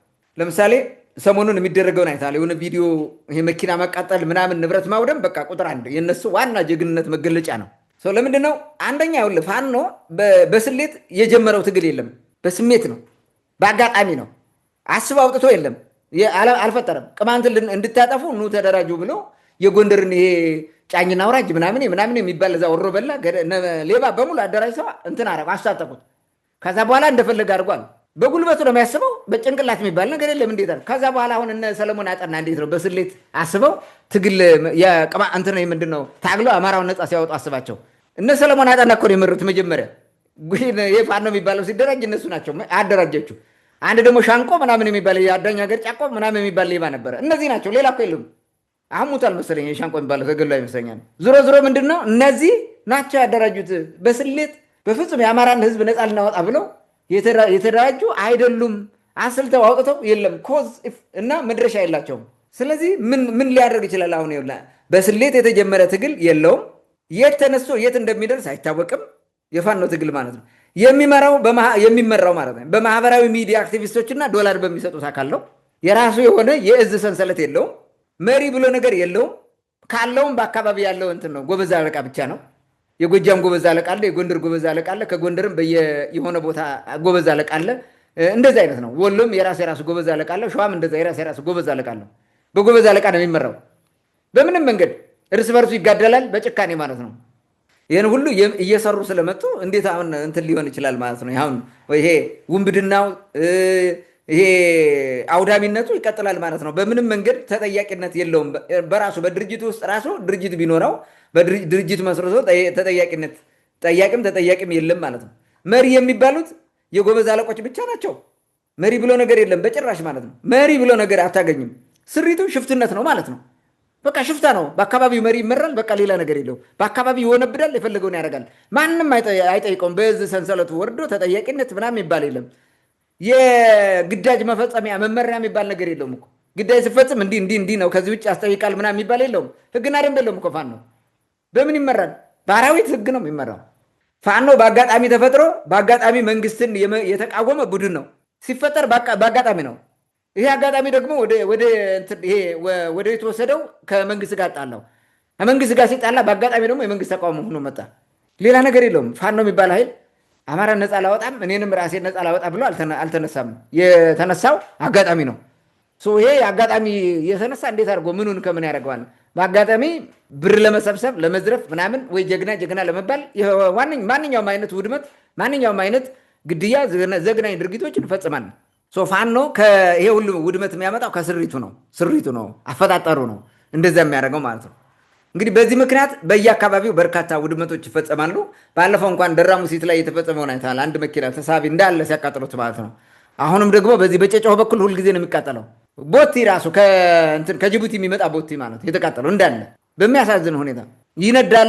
ማህበራዊ ሚዲያ ላይ ይዘዋወራል። ዛሬ ብቻ አይደለም ሁልጊዜም ነው። ንብረት በቃ መኪና እንደ ጉድ ነው የሚቃጠለው በየቦታው ማለት ነው። ይቃጠላል እንደፈለገ ነው ማለት የሚያቃጥሉት። መኪና ብቻ አይደለም። በነገራችን ላይ የህዝብ መገልገያ ተቋማት ይወድማሉ። የመንግስት ተቋማት በሙሉ ነው የወደሙት። የመንግስት ተቋም ማለት የህዝብ ተቋም ነው። በየወረዳ ያሉ ጽህፈት ቤቶች በሙሉ የህዝብ ናቸው። ግን ገብተው አውድመውት ምናምን የሚሄዱት ትምህርት ቤት የሚሄደው ያወድማሉ እኮ ሲፈልጉ የፈለጉትን ያደርጋሉ። እንደ እድል ይቆጥሩታል። ይህን አድርገው ማለት ነው። ምንም አይሸማቀቁም። ይህን ሲናገሩ ወጥተው ሲያሳዩ ማለት ነው። ቪዲዮ ቀርጸው በቃ ፋኖ ይችላል እያሉ ሲያወሩ እንዲያውም ጠርተው የዚህ ብርጌድ የዚህ ምናምን በከሌ አዛዥ ስር ትእዛዝ ስር ሆኖ እንዲህ ያደረግ ነው ብሎ አቃጥለው ይነግረዋል ወጥተው ማለት ነው። አንዳንዴ በጣም ነው የሚገርመኝ።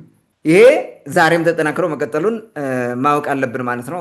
አጠናክረው ቀጥለውታል። ሌላ ስራ የለውም። ፋኖ የሚባለው ይሄ ነው። በእንደዚህ አይነት ህዝብን ማሳቀቅ ነው። ህዝብን እንዲህ እያሳቀቁ መንግስት ጋር ማጣላት አይነት ነገር ይሆናል ብለው ይሆን አይዶን ነው። ዝሮ ግን እነሱ የበላይነት ማሳያው ራሱ ይሄ ነው። እንዲህ በማድረግ ማለት ነው። መንገድ ይዘጋሉ እንደፈለጉ። መንገድ አስበው፣ ከአዲስ አበባ ጎንደር የሚሄደው መንገድ ሲዘጋ የጎንደርና የአዲስ አበባ የንግድ ግንኙነት ነው የሚቋረጠው። ስለዚህ ሰው በራብ ይሞታል፣ ችግር ውስጥ ትወድቃለህ ማለት ነው። አገር እየደከረተ እየሾቀ ነው። ይሄ ለእነሱ ምንም ጣጣ የላቸው። በተለይ ደግሞ የሲቪሊያን ህይወት አይገርማቸውም። እነሱ ምን አገባቸው? ምንም። እነሱ የሚበሉት እስካገኙ ድረስ የፈለጉትን ያደርጋሉ። ይሄ በጣም አሁን ተጠናክሮ እንደቀጠለ መሆኑን ለማንሳት ነው። ይሄ ከምን ይመነጫል የሚል ጥያቄ ሊጠየቅ ይችላል። አንደኛ ከመርህ አልባልነት ነው። ቅድም እንዳልኩት መርህ የላቸውም፣ የሚታገል መርህ የላቸውም። ሲጀመር የተጠረነፈ ትግል የለም። ከሌ ነው የሚመራው በከሌ በኩል ነው ተብሎ አንድም አይነት እንትን የለም። ተሰባስቦ ራሱ አንድ ልናደርገው ነው ብለው ራሱ ሲጋደሉ ነው የምታገኛቸው፣ ወይም ሌላ ነገር ሲያፈርሱት ነው የምታየው እንጂ መሰባሰብም አይችልም፣ ተፈጥሮም አይፈቅድለትም። አሁን ፋኖ የሚባል ኃይል በፍጹም አንድ ሆኖ ተደራጅቶ መዋጋት የሆነ ኃይል ምናምን ይሄ እንትን ማድረግ አይችልም፣ በፍጹም አይችልም፣ ሊሆንም አይችልም። ኔቨር። በስሜት እንጂ በመርህ አይመራም። በመርህ አይደለም የተጀመረው፣ በስሜት ነው ቅድም እንዳልኩት። ስለዚህ ስሜት ደግሞ ስሜት ነው፣ ሌላ ነገር የለውም። መርህ ከሌለህ ደግሞ ፌል ታደርጋለህ፣ አትዘልቅም። ፖለቲካ አልባነት የለም። ፖለቲካ አልባ በመሆኑ ነው ይሄ ነገር የሚፈጠረው። ፖለቲካ የላቸው። መኪና ስታቃጠል፣ ሰው እጅ ስትቆርጥ፣ ስትገል፣ ስታቃጠል ትግልህ እየጠለሸ እንደሆነ በህዝብ ዘንድ ጥላቻ እያሳደርክ እንደሆነ ማወቅ አለብህ። ይህንን አያስቡትም እነሱ። ስለዚህ ፖለቲካ አልባነት ነው፣ የለም።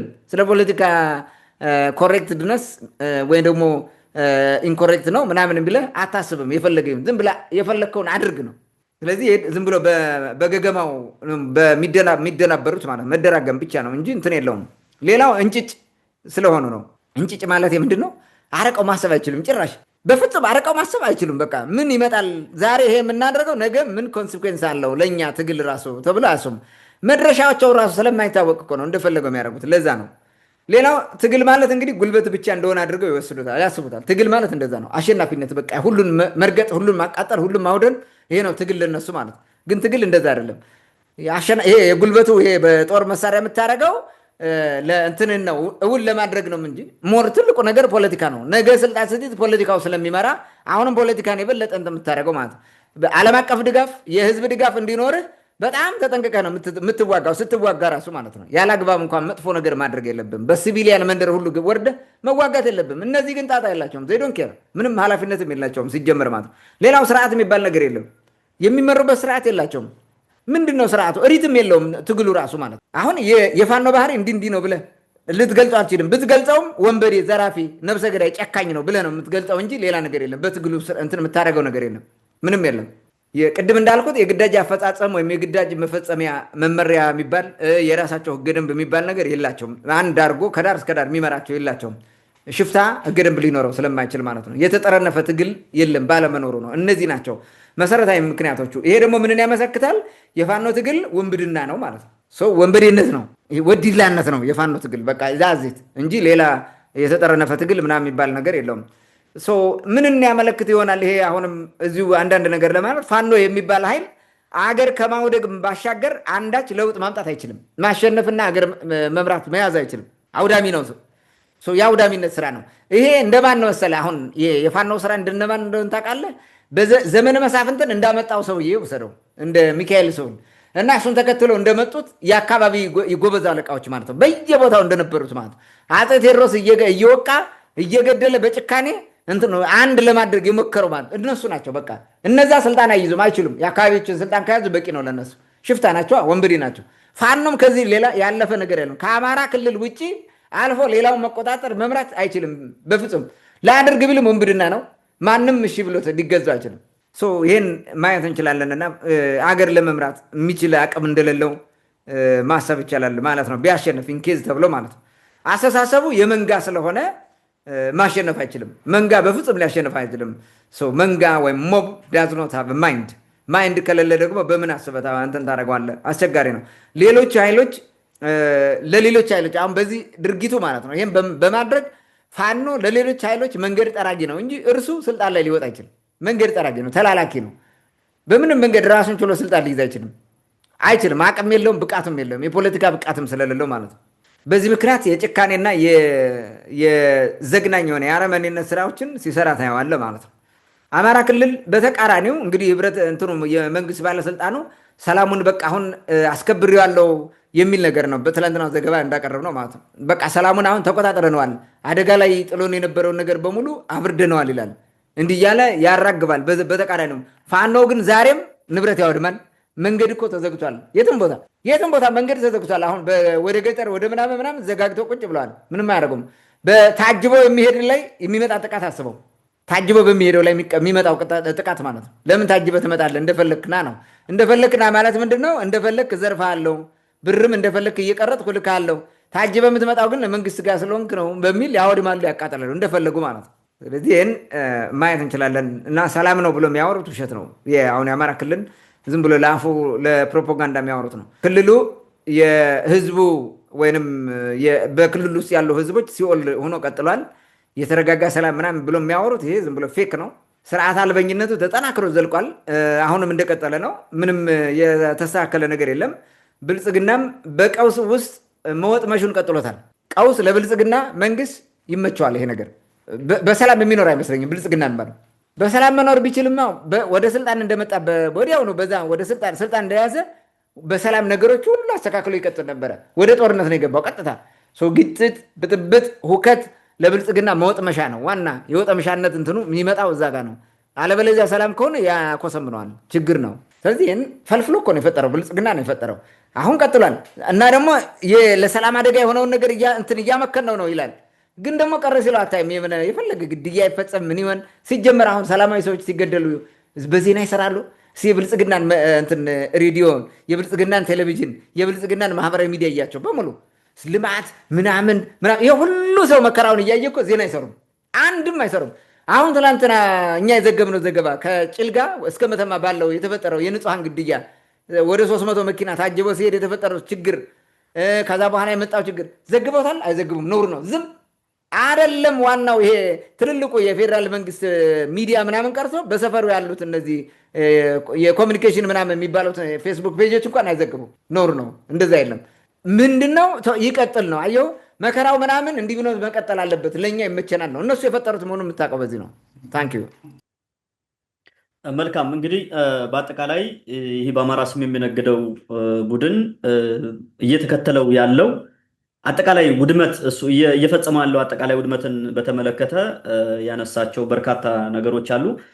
የክልሉ መንግስትም ይህን ኃይል እንዳስታገሰው ከአቅሙ ውጭ እንዳልሆነ በስፋት ትላንትና አንስተው ነበረ። እንደውም ለሀገረ መንግስቱ ስጋት የነበረውን ጽንፈኛ ኃይል ደምስሰን አንጻራዊ ሰላም አምጥተናል የሚል የክልሉ ሰላምና ጸጥታ ቢሮ ኃላፊ የሱፍ ማነው እሸቱ የሱፍ ነው የሚባል ሰውዬ ሲናገር ነበረ።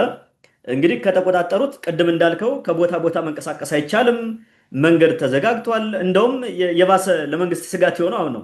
ኦር ደግሞ እነሱ ከተማ ውስጥ ያሉባት ከተማ ውስጥ ምንም እስካልተፈጠረ ድረስ ሌላውን የፈለጉ ያድርጉት በሚለው የራሳቸው መርህ ከሆነ ከዛ አንጻር ሊሆን ይችላል። ግን ቅድም እንዳልከው በቃ ከቦታ ቦታ መንቀሳቀስ አይችልም። ከቀበሌ ቀበሌ ቀርቶ ከሰፈር ሰፈር ራሱ የትም አትሄዳትም። ይሄ ይታወቃል። ሌላው ትምህርት ቤቶች ብዙዎች ተዘግተዋል። በነገራችን ላይ የማይነገረው ማለት ነው። ገጠር አካባቢ ወጣ ያሉ ትምህርት ቤቶች አሁንም እየተዘጉ ነው፣ እንደተዘጉ ነው። ህፃናት በሽፍታ ተገደው ትዳር እንዲይዙ ላይ እየተደረገ ነው። በነገራችን ላይ እንዲያገቡ ማለት ነው። ይሄ ምንም የሚደበቅ ነገር የለውም። አይተህ ከሆነ ደግሞ ሌላ ህፃናት የ10 ዓመት የ15 ዓመት የ10 ዓመት 15 ዓመትማ ትልቅ ነው። 7 8 6 ዓመት ብልጽግናና ፋኖ ሚሊሻ ምናምን እየሰደቡ የእንጨት የውሸት እንትን መሳሪያ ሲይዘው ትምህርት ቤት ውስጥ የሚያሰለጥኗቸው ህፃናት ትምህርት ቤት ተዘግተው ማለት ነው። እነዛ ህፃናት አሁን ትምህርት ቤት ነው መግባት ያለባቸው ወይስ የእነሱን ድንቁርና ለመሸከም ጥይት መተኮስ ነው መለማመድ ያለባቸው? ይሄ በራሱ ትልቅ ውድቀት ነው። ትምህርት ቤት ውስጥ እንደውም የሆነ ስብሰባ ላይ ያየሁት ሰሞኑን ስብሰባ ቪዲዮ ቀርጾ የለቀቁት የፋኖ መሪ ነው የሚል ትምህርት ቤት ዝጉ አትዝጉ ብለን አንከራከርም፣ ከዚህ አካባቢ ግን መጥቶ የብልጽግና ሰራዊት ቢቀመጥ እሱን ለመደምሰስ በምንወስደው እርምጃ ብትመቱ ኃላፊነት አንወስድም ይላል። ትምህርት ቤት ውስጥ መጥቶ ቢቀመጥም አብረን እንጨፈጭፋቸዋለን አይነት ነው ንግግሩ። ይህንም ሲያደርጉት የቆዩት ነው። ምንም የተለየ ነገር የለውም። ሌላውና ትልቁ ነገር የሰሞኑ ደግሞ ትልቅ አጀንዳ ይህ ጎንደርን ክልል እናደርጋለን የሚለው ቡድን ተሰደን ኦሮሚያ ክልል እየኖርን ነው፣ ሱሉልታ ሄደን እየኖርን ነው። አዲስ አበባ ከተማ እንኳን ኑሮ ውድነቱን መቻል አቅቶን ጎንደሬ ይህ እስራኤል ሀገር ይሁን አሜሪካ ይሁን አውሮፓ ይሁን የትም ቦታ ውጭ ሀገር አረብ ሀገር ራሱ ልጅ ያለው ሰው ስሙ እየተመዘገበ ለፋኖ ገንዘብ እንዲከፍል እያደረጉ ነው። በቃ ተገደን እየተዘረፍን ነው። መኖር አቅቶናል። ለቀን እየሄድን ነው። እንደውም ያ በጣም ያንገበገባቸው ከገንዘባቸው በላይ በግዴታ ማንወደውን ቋንቋ ኦሮመኛ ልጆቻችን እንዲማሩ እየተደረገ ነው። ኦሮሚያ ክልል ሄደን እየኖርን እያለ እየጮኸ ያለ እንደ አዲስ ማለት ነው። ይህን ያመጣው ማን ነው? ቅድም ስትለው የነበረው ቅማንትን ለማጥፋት ብሎ የፈጠረው ፋኖ እየሰራው ያለው ግፍ ነው።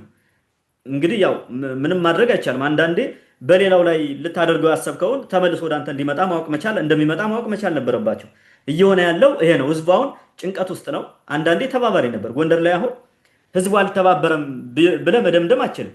አሁን አዘዞ ላይ ቅድም ያነሳው ቤት ሲቃጠል ክብ ሰርቶ ተሰብስቦ በሺ የሚቆጠር ህዝብ ሲያጨበጭብ የነበረ ከዛ ውስጥ እረፉ የሚል አልነበረም። ይህን ማንም ሰው ሊክድ አይችልም። እንግዲህ አይ እኛ አላደረግንም የሚል ካለ ወጥቶ መናገር ይችላል። እኛ ግን እስከምናውቀው ድረስ አብዛኛውን ሰው ወይ በዝምታ ሲያይ ነበር ወይ ሲተባበር ነበር። ዝም ያለውም ዝም ብሎ ሊሆን ይችላል። እንግዲህ ያንን እራሳችሁ ታውቃላችሁ። ያም ሆነ ግን ችግሩ አሁንም እንደቀጠለ ነው ማለት ነው። ዋናውና ትልቁ ነገር ግን ቀጥለን የምናነሳው ጥያቄ የዚህን ቡድን መሰረታዊ ባህሪ የሚያሳይ ይመስለኛል።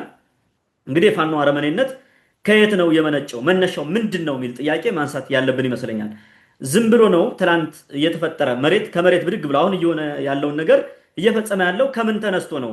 ትላንት የተፈጠረ ነገር ነው ወይስ ከመሰረት ወይም ከመነሻው ታሪካዊ አመጣጡ የሆነ ችግር አለበት? ምንድን ነው ያ ችግር የሚለውን ማንሳት ስላለብን ወደ አንተ ልምጣና በዚህ ጉዳይ ሰፋ ያለ ማብራሪያ ብሰጥበት። መልካም። እንግዲህ የፋኖ አረመኔነት ከበርካታ ነገሮች ነው የሚመነጨው እንጂ ዝም ብሎ ከአንድ ሲንግል ፋክተር የሚመጣ አይደለም።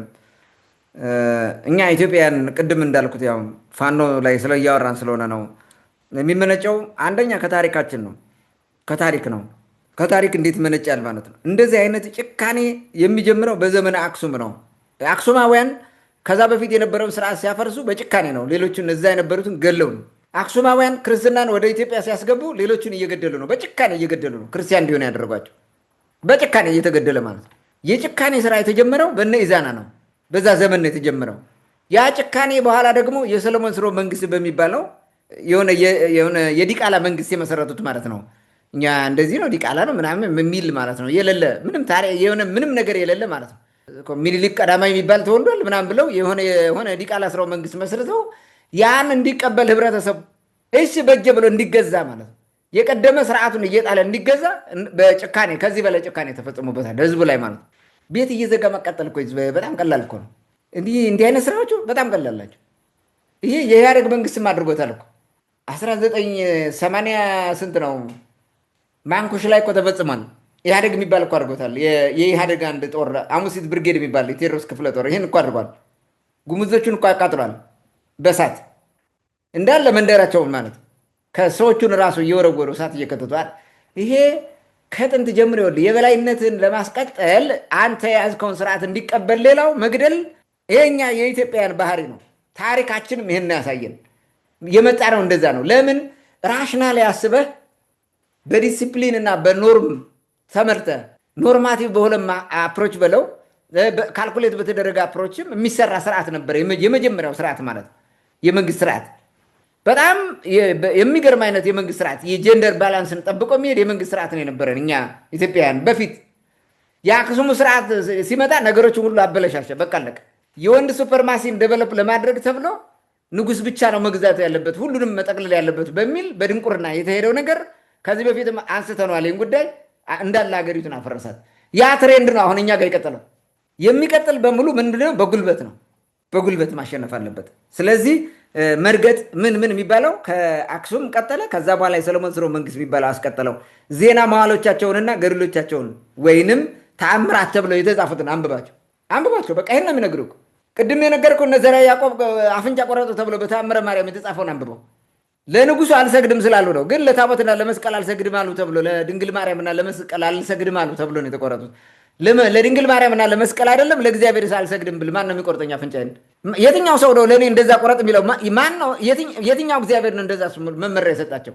አፍንጫ ቆርጠው ሁሉን ሲያስበው አንተ አፍንጫ ስትቆርጥ ምን እንደምትመስል ማለት። ያም ሆኖ ግን እነሱ አሁንም ለንጉስ አንሰግድም አሉ። ለንጉስ መስገድ ግዴታ ስለነበረ ነው። መጨረሻ በድንጋይ እንትን አድርጎ ቀጠቀጠው፣ ገደሏቸው። ይሄን የመሰለ ጭካኔ በመፈጸማቸው እግዚአብሔር ከሰማይ ብርሃን አወረደ፣ ቦታው ደብረ ብርሃን ተባለ ብለው እኮ ነገሩን። ኖርማላይዝ እኮ ነው። ይኸውልህ አሁን እዚህ ጋር ማየት ያለብህ ጭካኔ ኖርማላይዝ ተደርጓል። ኢዝ ኖርማል ቢሄቪየር ለእኛ ለኢትዮጵያን። እንዲያውም አንዳንዴ አዋርዴብል ነው፣ የሚሸለም ሽልማት የሚሰጠው ነው። ይሄ ነው ዋናው እንትኑ የኢትዮጵያን ችግር ከታሪካችን ከኢቨን ሃይማኖታችን ውስጥ ሁሉ ከተነው አይደል እንደ ይዘን የመጣ ነው። ይሄ ነው እነዚህ ከሃዲዎችን እንዲህ አድርጎ ገደላቸው ነው የሚል። ኢየሱስ ክርስቶስ ከሃዲን ግደሉ ብሎ አላስተማረም። የትኛውም ቦታ አላስተማረም። ክርስቲያኖች ስለሆኑ ነው ኢየሱስ ክርስቶስ እያልኩ ያለሁት። ስለዚህ ይሄ የእኛ ባህል ነው። ባህላችን፣ ወጋችን ከዚህ ከታሪካችን የሚመነጭ ነው ማለት ነው። ዜና መዋዕሎቻቸውን በሙሉ ገድል አንገት ቆርጦ እያመጣ እየጣለ ምናምን ይሄን ነገር በሙሉ የሚያሳይ ህፃናቶችን ሴቶችን እንዳለ እነቤታቸው አቃጠላቸው ይላል። ህፃናትና ምናምን ማረከ፣ ከብቶቻቸው ጭካኔ አይደል እንዳለ ዜና መዋዕል የሚነግረን ሰው። ይሄንን ማየት አለብህ። ከዚህ ነው የመነጨው። አባቶቻቸውን ነው እየሰሩ ያሉት። ሌላ ምን ያደርጉ? እነዚህ አዲስ ነገር አላመጡም። እነሱ የአባቶቻቸውን አደረጉት። በቃ እኛ ከዛ በፊት ያለውን ትንሽ ተረጋግተን ስለነበረ ስላላየ ነው አሁን ሲገለጥልን ማለት ነው። የእኛ አባቶች እኮ እንዲህ ነው ሲደረጉ የኖሩት። ስለዚህ አዲስ ነገር አይደለም። አሁን አዲስ መስሎን ነው። ትለምዱታላችሁ ነው ያለ መለስ ዜና። የኑሮ ውድነቱን ትለምዱታላችሁ። ያው ይሄ እኮ የለመድነው ነገር ነው የነበረ፣ በኋላ ረስተነው አሁን ሲመጣ ደግሞ እንደ አዲስ የምናላዝነው ነገር ካልሆነ በስተቀር ማለት ነው። ስለዚህ ለፋኖ ጭካኔ መሰረቱ ታሪኩ ነው ማለት ነው። አንደኛው። ሌላው ፋክተር ከፈሪነት ይመነጫል። ጨካኝነት ከፈሪነት ነው የሚመነጨው። ፈሪዎች ጨካኞች ናቸው። ርኅራኄ ብሎ ነገር የላቸው። ፈሪዎች የጭካኔ ስራ በመስራት ህዝቡን አስፈራርተው ስልጣን መያዝ ነው የሚፈልጉት። እንዲህ ነው እንጂ ራሳቸውን አሳልፈው ሰጥተው ራሳቸው መስዋዕት ሆነው በደማቸው ላይ ቁመህ በመስዋዕትነታቸው ላይ ቁመህ ድልን ማምጣት የሚባል ነገር የለም። መስዋዕትነት አይከፍሉም። ሌላውን እያረዱ አስፈራርተው ነው ስልጣን መያዝ የሚፈልጉት ፈሪዎች ስለሆኑ ነው። ይሄ መታወቅ አለበት። እናም ፍርሃታቸውን ለመግደል ሲሉ ያለ እንትን ይሄ ያገኙትን አረመኔነት ሁሉ ያደረጉት መግደል በቃ የነሱ ናቸው። ከዛ በኋላ ፋኖ ተብሎ ይፈራል። የትም ቦታ ትላለህ። ፋኖ ሲባል ትደነግጣለህ። ምንም እንትን እንዳለ ማስፈራሪያ ነው። ዲስ ኢዝ ፕሮፓጋንዳ። የፈሪዎቹ ፕሮፓጋንዳ ነው ጭካኔ። የፈሪዎቹ ማስፈራሪያ ጭካኔ ማለት ይሄ ነው። የፈሪ ፖለቲካ ነው ጭካኔ። ሶስተኛው ነጥብ ኋላ ቀርነት እንደ ሸማ በመላበሳቸው ነው። ኋላ ቀርነትን እንደ ሸማ ስትላበሰው ቅድምም ለማንሳት ሞክሬያለሁ። በጣም ጨካኝ ነው የምትሆነው። ኋላ ቀር ጨካኝ ነው። ስብና ምናምን ብሎ ነገር የለውም። አረመኔነት የሚመጣው ራሱ ከኋላ ቀርነት ስለሆነ ማለት ነው። ድንቁርና መገለጫው ጭካኔ ነው። ኋላ ቀርነት መገለጫው ጭካኔ ነው። ጭካኔ አራዊትነት ስለሆነ ማለት ነው። የሀሳብ የበላይነት አይወዱም። ጭካኔ መጨከን ታበዛለህ ማለት ነው። ተወያይቶ ችግሩን መፍታት አይችልም። ስለዚህ ጭካኔው መከበሪያው ነው። አየው፣ በሀሳብ እንዳይዋረድ ተከራክረው መከበሪያው ነው። እገላለሁ ብለህ አስፈራርተህ ዝም እንድትል ያደርጋል ማለት ነው። ስለዚህ ከኋላ ቀርነታቸው ይመነጫል ማለት ነው። በሀሳብ የበላይነት ስለማያምኑ ነው። ሌላው ከእውነት ለመሸሽ የሚደረግ የማምለጫ ዘዴ ተደርጎ ስለሚወሰድ ፋኖም ይሄን ነው ከገጠመው የእውነት ለማምለጫ ነው። እውነትን ለመደበቅ ተብሎ ነው። እነዚህን ትንሽ ዘርዘር ለማድረግ ለሞከር የአክሱማውያኑ የደረጉት ማለት ነው። አክሱማውያኑ የቀደመውን ስርዓት ሲያፈርሱ ምክንያት አልነበራቸው። ምክንያታቸው ስግብግብ ስልጣን ፈላጊነታቸው ነበረ። ያን ስርዓት በዳማት ዘመን የነበረው ስርዓት ሲያፈርሱት ማለት ነው። በድንግል ሴት የሚመራው ስርዓት ማለት ነው። ከላይ ደግሞ እንበረሙ በላይ ሆኖ የሚመራው ካህንም ንጉስም ሆኖ የሚመራው የነበረ በእንበረሙና በድንግል ንግስት የሚመራው ጃንደረባ አብሮ ተመድቦ ስራ የሚሰራው ያ ስርዓት ማለት ነው። የፆታ ምጥጥን የፆታ ማዕከላዊነት ተጠብቆ የቀጠለበት ስርዓት ማለት ነው። ያ የሰው ልጆችን እኩል አድርጎ የሄደው ስርዓት ያፈረሱበት ምክንያት እንትን አይደለም። በቂ እንትን አልነበራቸውም። ምክንያት የላቸውም። ያንን ለምን አፈረስ የሚባለው ያደረጉት ምንድነው? ስግብግብ ስልጣን ፍላጎት ነው። ለስግብግብ የስልጣን ፍላጎታቸው ብለው አፈረሱት ያን ስርዓት። ምክንያት አልነበራቸው ማለት ነው። ስለዚህ ምክንያት አልባ ናቸው። ስለዚህ ምንም መሆን አለበት? ህዝቡ እንዳይጠይቅ በጭካኔ አንገቱን ማስደፋት አለበት፣ መግደል አለባቸው። በጭካኔ የተሞላበት አገዳደል ማለት ነው። እንደዛ ነው ያደረጉት። ሌላው ደግሞ የሰለሞንን ስርወ መንግስት እንውሰደው። ሰለሞንነት ግብፅ ፈጥራ ለኞቹ ገልቶቹ ስግብግብ ስልጣን ፈላጊዎቹ የሰጠችው ሴራ እንጂ በእውነተኛ ምክንያት እየተመሰረተ አልነበረም። ምክንያታዊነት የለውም፣ አልነበረውም። ሰለሞንነት የሚለው ለምን እንደመጣ ራሱ ማለት ነው። ዋናው ምክንያት የግብፃውያን ነው።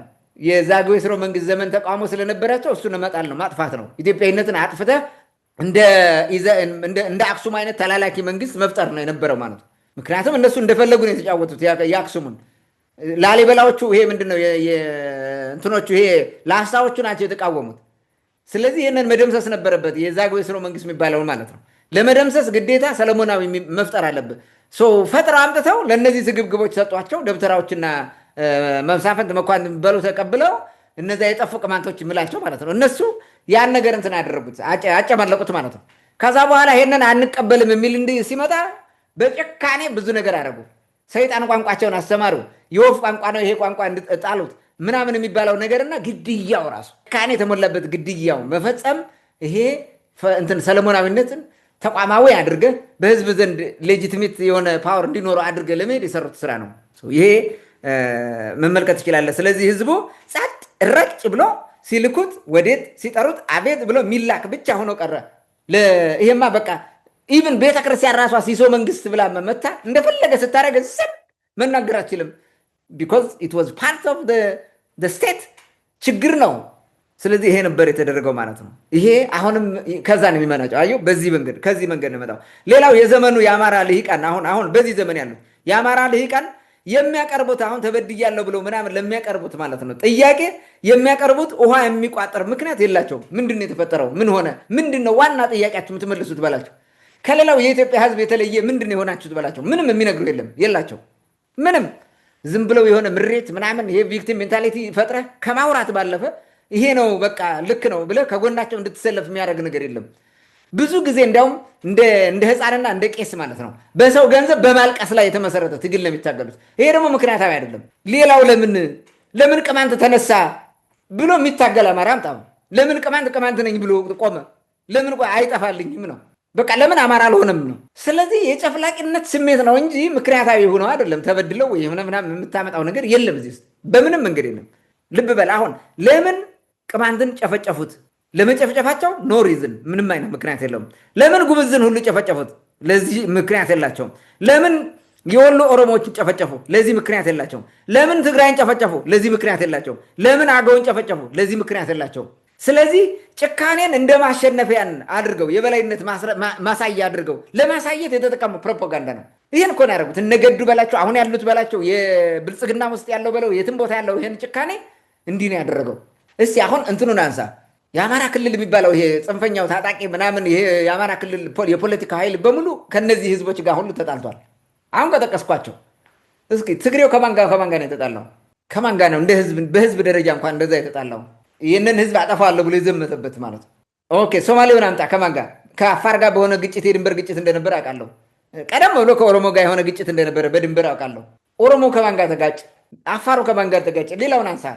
እነዚህ ግን ከሁሉም ጋር በአጋጣሚ ካገኙት ጋር የተናከሱት ምንድነው? ይሄ ያ የሰለሞን ስርወ መንግስት የሚባለው የጨፍላቂነት ጉዳይ፣ አሁን ደግሞ ይሄ ሞዓ ተዋህዶ የሚባለው ያኛው ሞዓ አንበሳ ነው። ይሄ ሞዓ ተዋህዶ ብሎ የመጣው ጉዳይ በሙሉ ሌሎችን በጉልበት እንደዚህ በማድረግ ይሄ ምንድነው መስቀልና ጠበንጃ አብሮ ነው የሚሄደው ይሉልሃል። እነዚህ ሞዓ ተዋህዶ የሚባለው ይሄ ኃይል በሙሉ እየጨፈለቀ መሄድ ነው የሚፈልገው። የሚጨፈልቅ ለማስፈራራት ይኸውልህ፣ ክርስቲያን እንድትሆን አስፈራርቶ ገሎ ነው። አረ እንዳንገደል ብለህ ክርስቲያን ትሆናለህ። ገሎ ነው ክርስቲያን የሚያደርግ። ክርስቲያን ሲያደርግ ራሱ ማለት ነው በአረመኔያዊነት ነው። ይሄ አረመኔያዊነት የዚህ እንትን አሁን ያለንበት አጠቃላይ የስርዓቱ ፕሮፓጋንዳ ማሽን ነው፣ የማስፈራሪያ ማሽን ነው፣ ግዴታ ነው፣ የፖለቲካ ማሽን ነው። ስለዚህ ይህንን እያደረጉት የመጡት በዚህ ምክንያት ነው። ምንም አይነት ምክንያት የላቸውም፣ ግን ማሸማቀቂያ ማስፈራሪያና ማሸበሪያ ነው። ሽብርተኛ ነው። በዚህ ሽብርተኛው መንገድ ነው የመጡት ማለት ነው። ሌላ አምስተኛው ከምንድን ነው የሚመነጨው? ይሄ አሁን የአረመኔያዊነት ከምንድን ነው የሚመነጨው የሚለው አይ ቲንክ ሳዲዝም የሆነ ወይም ሳዲስት የሆነ መንፈስ አላቸው ይመስለኛል። ምንድነው ሳዲዝም ማለት? ምንድነው? ሰውን በጭካኔ የሆነ ነገር እያረከው መደሰት ማለት ነው። ክፉ ነገር እየሰራ መደሰት፣ ሰውን እያረድከው እየቆራረጥከው እየበጣጠስከው መደሰት ማለት ነው። እና ሳዲስት ናቸው። በተለይ ይሄ ጠመንጃ የሚሸከሙት ምናምን እንደዚህ አይነት ነገር ናቸው። ምንድነው? ጭካኔን እንደ መዝናኛ መቁጠር። ድሮ በዘመነ ክርስትና ዘመነ ሰማዕታት የሚባለው በዚህ በሮማውያን ነገስታት ጊዜ ክርስቲያኖችን አውጥተው ከአንበሳ ጋር ሜዳ ላይ የሆነ እንትን አግብተው ከራባው አንበሳ ጋር ጥለው ማጋደል እሱ የሚያዝናናቸው ነበረ። ሳዲስት ናቸው። እንደዛ ነበር የሚዝናኑት። ዘሴም ቲንግ እነዚህም እንደዛ ነው የሚያደርጉት። መዝናኛም ያደርጉታል። እነዚህ እንደዛም ነው ብዬ አስባለሁ። ምክንያቱም የባህሪያቸው አንዱ ፓርት ሆኗል። ጭካኔን ሲያዩ መደሰት፣ በቃ እንደዚህ አይነት ጭካኔ ሰርተው ማለት ነው። እንዲያረግ ነው። ታስታውሳለህ? አንተ የቅማንትን እንትን ምዘርፍ ምናምን አንተ አለህ አይደለ የአማራን የዘረፍክ እንደዚህ እያሉ ቢንበሻሸቁ ታስበው ትንሽ ቅር አይላቸውም። ዘርፈው ለበሉት ማለት ነው። ወንብደው ሰው ገለው ለበሉት ቅር አይላቸውም። they are very much happy for that even የእንትናቸውን ይሄ an indicator of the power ምናምን የነሱ ይሄ ከፍተኛ ደረጃ እንደደረሱ አይነት አድርገው የሚያዩበት መንገድ ነው። መደሰቻቸው ነው። በቃ የሆነ የሚከየፉበት ማለት ነው። ትልቅ ደረጃ እንደደረሱ ህፃናት ገለው አታስታውስም እንዴ? ትምህርት ቤት 26 ነው 26 አስተማሪ ገደል ነው ምናምን ይላል። ተማሪዎችን ፈርጀ ናቸው መምህራን ፈርጀ ናቸው ይላል። አረ ይላል። አዎ በቃ ነው እንትዳትሉ ምናምን ነው የሚለው። they are happy። ትልቁ ችግር ምንድነው? እንትኑ ፍላጎቱ ይኸውልህ፣ እንዲህ በማድረጋቸው የበላይ የሆኑ ሁሉ ይመስላቸዋል። በቃ የሆነ መንፈሳቸው ይረካል። ውስጣቸው ያለው የሳዲስት የሆነው መንፈስ ይረካል። ይሄም ነው ብዬ አስባለሁ። ታንክ ዩ።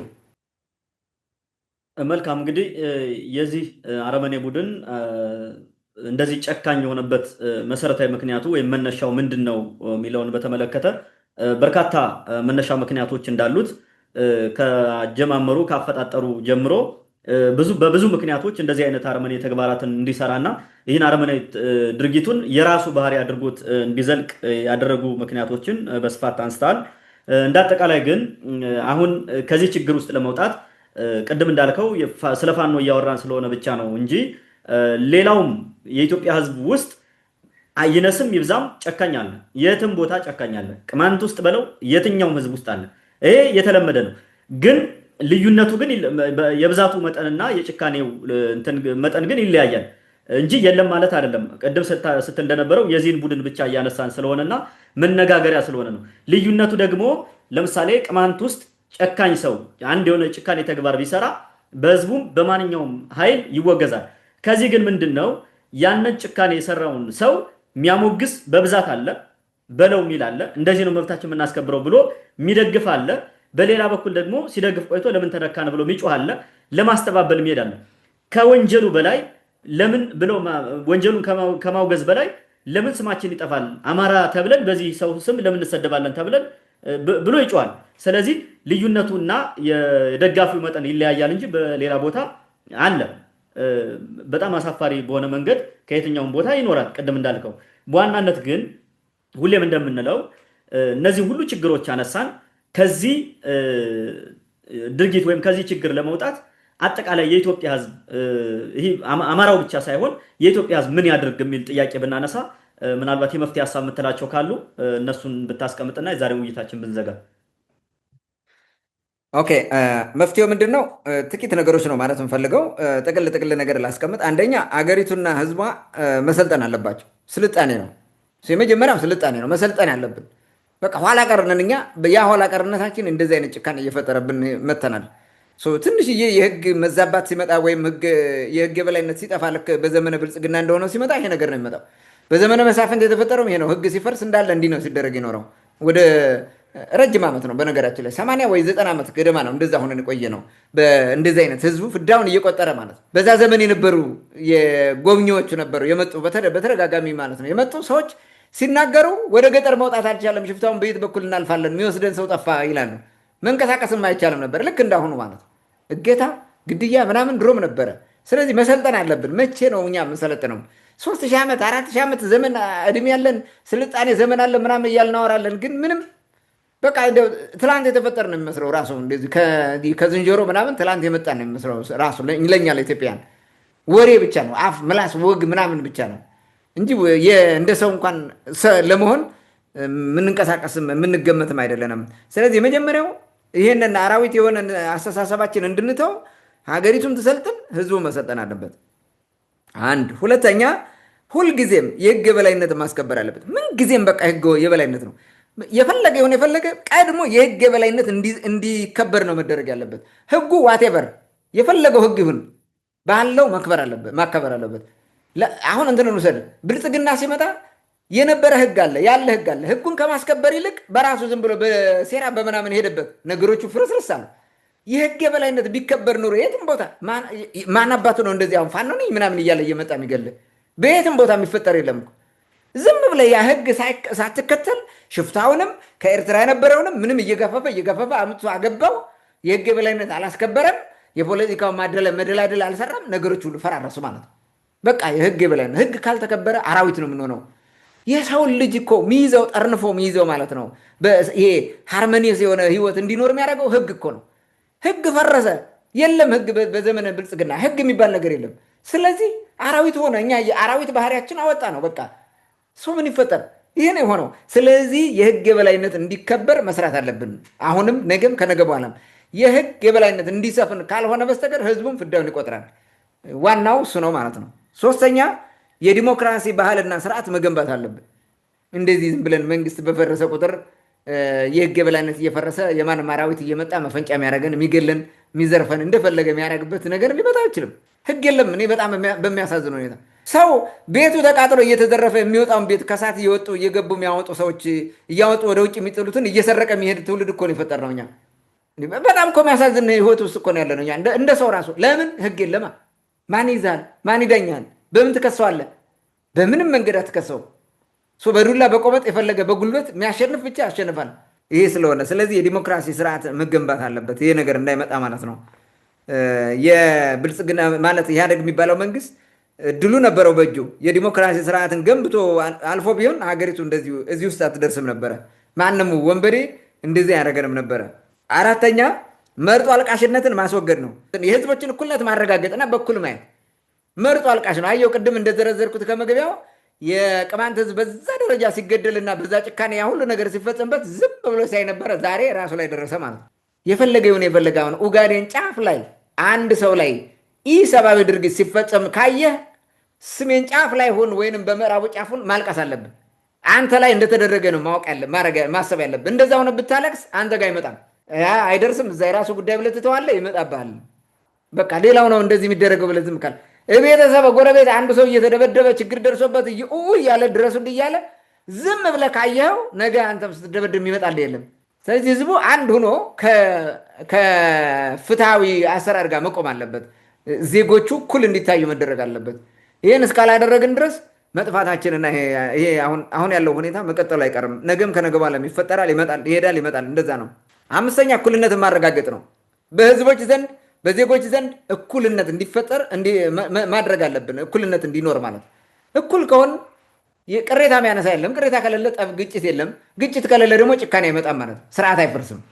ስለዚህ እኩልነት መከበር አለበት ማለት የምፈልገው። በመጨረሻ ምንድነው ይሄ ግፈኝነትን የማይሸከም ባህልና ህዝብ ያስፈልገናል። ግፈኝነትን በጫንቃው ተሸክሞ የሚሄድ ህዝብ ካለ ያው የድንቁርና የደነቆረ ህዝብ ነው፣ ይቀጥላል ጭካኔው። ግፈኝነትን እያየ ማለፍ የለበትም። በየትኛውም ሰው ላይ ይፈጸም ግፈኝነት። እንደው ይሄ የሰለጠነው ዓለምስ ከሰው አልፎ ለእንስሳት ራሱ ይጨነቃል። የእንስሳት ብቻ ደግሞ የእጽዋት መብት ሁሉ የሚጠብቁ ሰዎች አሉ፣ አገሮች አሉ፣ እዛ ደርሰዋል። እኛ ግን በሰዎች እኔ እኮ አንዳንዴ ለመናገር ራሱ ያሳፍራል። በጣም ዘግናኝ ነው። ስለዚህ ግፈኝነትን የሚሸከመው ባህላችንና ወጋችን ማስተካከል አለበት። ምን ግፈኝነት ብቻ አይደለም። የእኛ ባህል እኮ ስቱፒድ ባህል እኮ ነው። ሲሾም ያልበላ ሲሻር ያቋጨዋል የሚል እኮ ነው። ይሄ ሁሉ ስርቆትን፣ ግፈኝነትን፣ በደለኛነትን እንትን የሚያደርግ እኮ ነው። ተሸክሞ የሚቀጥል እኮ ነው። የሞተ ሰው ሲፎከርለት ምንድን ነው ብለው ገዳይ ስትበራብራሆና ብለ እያለ የሚፎክረው እኮ ገዳይ እያለ የሚፎክር እኮ ነው። መግደልን ኢንስቲቱሽናላይዝ ያደረገ በቤተ ክርስቲያን ደረጃ ሲቀበር ራሱ ር እየተባለ እያለቀስክ አይደለም የምትቀብረው፣ እየፎከርክ ማለት ነው። እየተሸለለ እየተፎከረ ወዲህ እያልክ ነው የምትቀብረው። ታዲያ እዚህ ማህበረሰብ እንዴት አይነት ርኅራኄ ልታመጣ ትችላለህ? ታንኪዩ። መልካም እንግዲህ አጠቃላይ በተለይም በመጨረሻ ያነሳቸውን ነጥቦች አድማጮቻችን በደንብ ቆም ብላችሁ ብታስቡባቸውና ወደ ተግባር ቢቀየሩ እነዚህ አይነት ቅድም ስናነሳቸው የነበሩ ጭካኔዎች ሊጠፉ ይችላሉ የሚል እምነት አለን። ለዛም ነው በተደጋጋሚ እንደዚህ አይነት ነገሮችን የምናነሳው። በተለይ የሃይማኖት አባቶች፣ ምሁራንን የምትሉ ሰባኪያን መጀመሪያ ሰውነትን አስቀድማችሁ እንደተባለው ከዚህኛው ብሔር ነው ከዚህኛው ሃይማኖት አባል ነው የተገደለ ወይም እንደዚህ ሆነው ከማለታችሁ በፊት ሰው በመሆኑ ብቻ እንዲከበር ብትሰሩ የሚል መልእክት አለኝ። ለዛሬ የነበረን ወቅታዊ ጉዳይ ይህን ይመስል ነበር። ስለተከታተላችሁን ከልብ እናመሰግናለን። መልካም ጊዜ ሁላችሁ።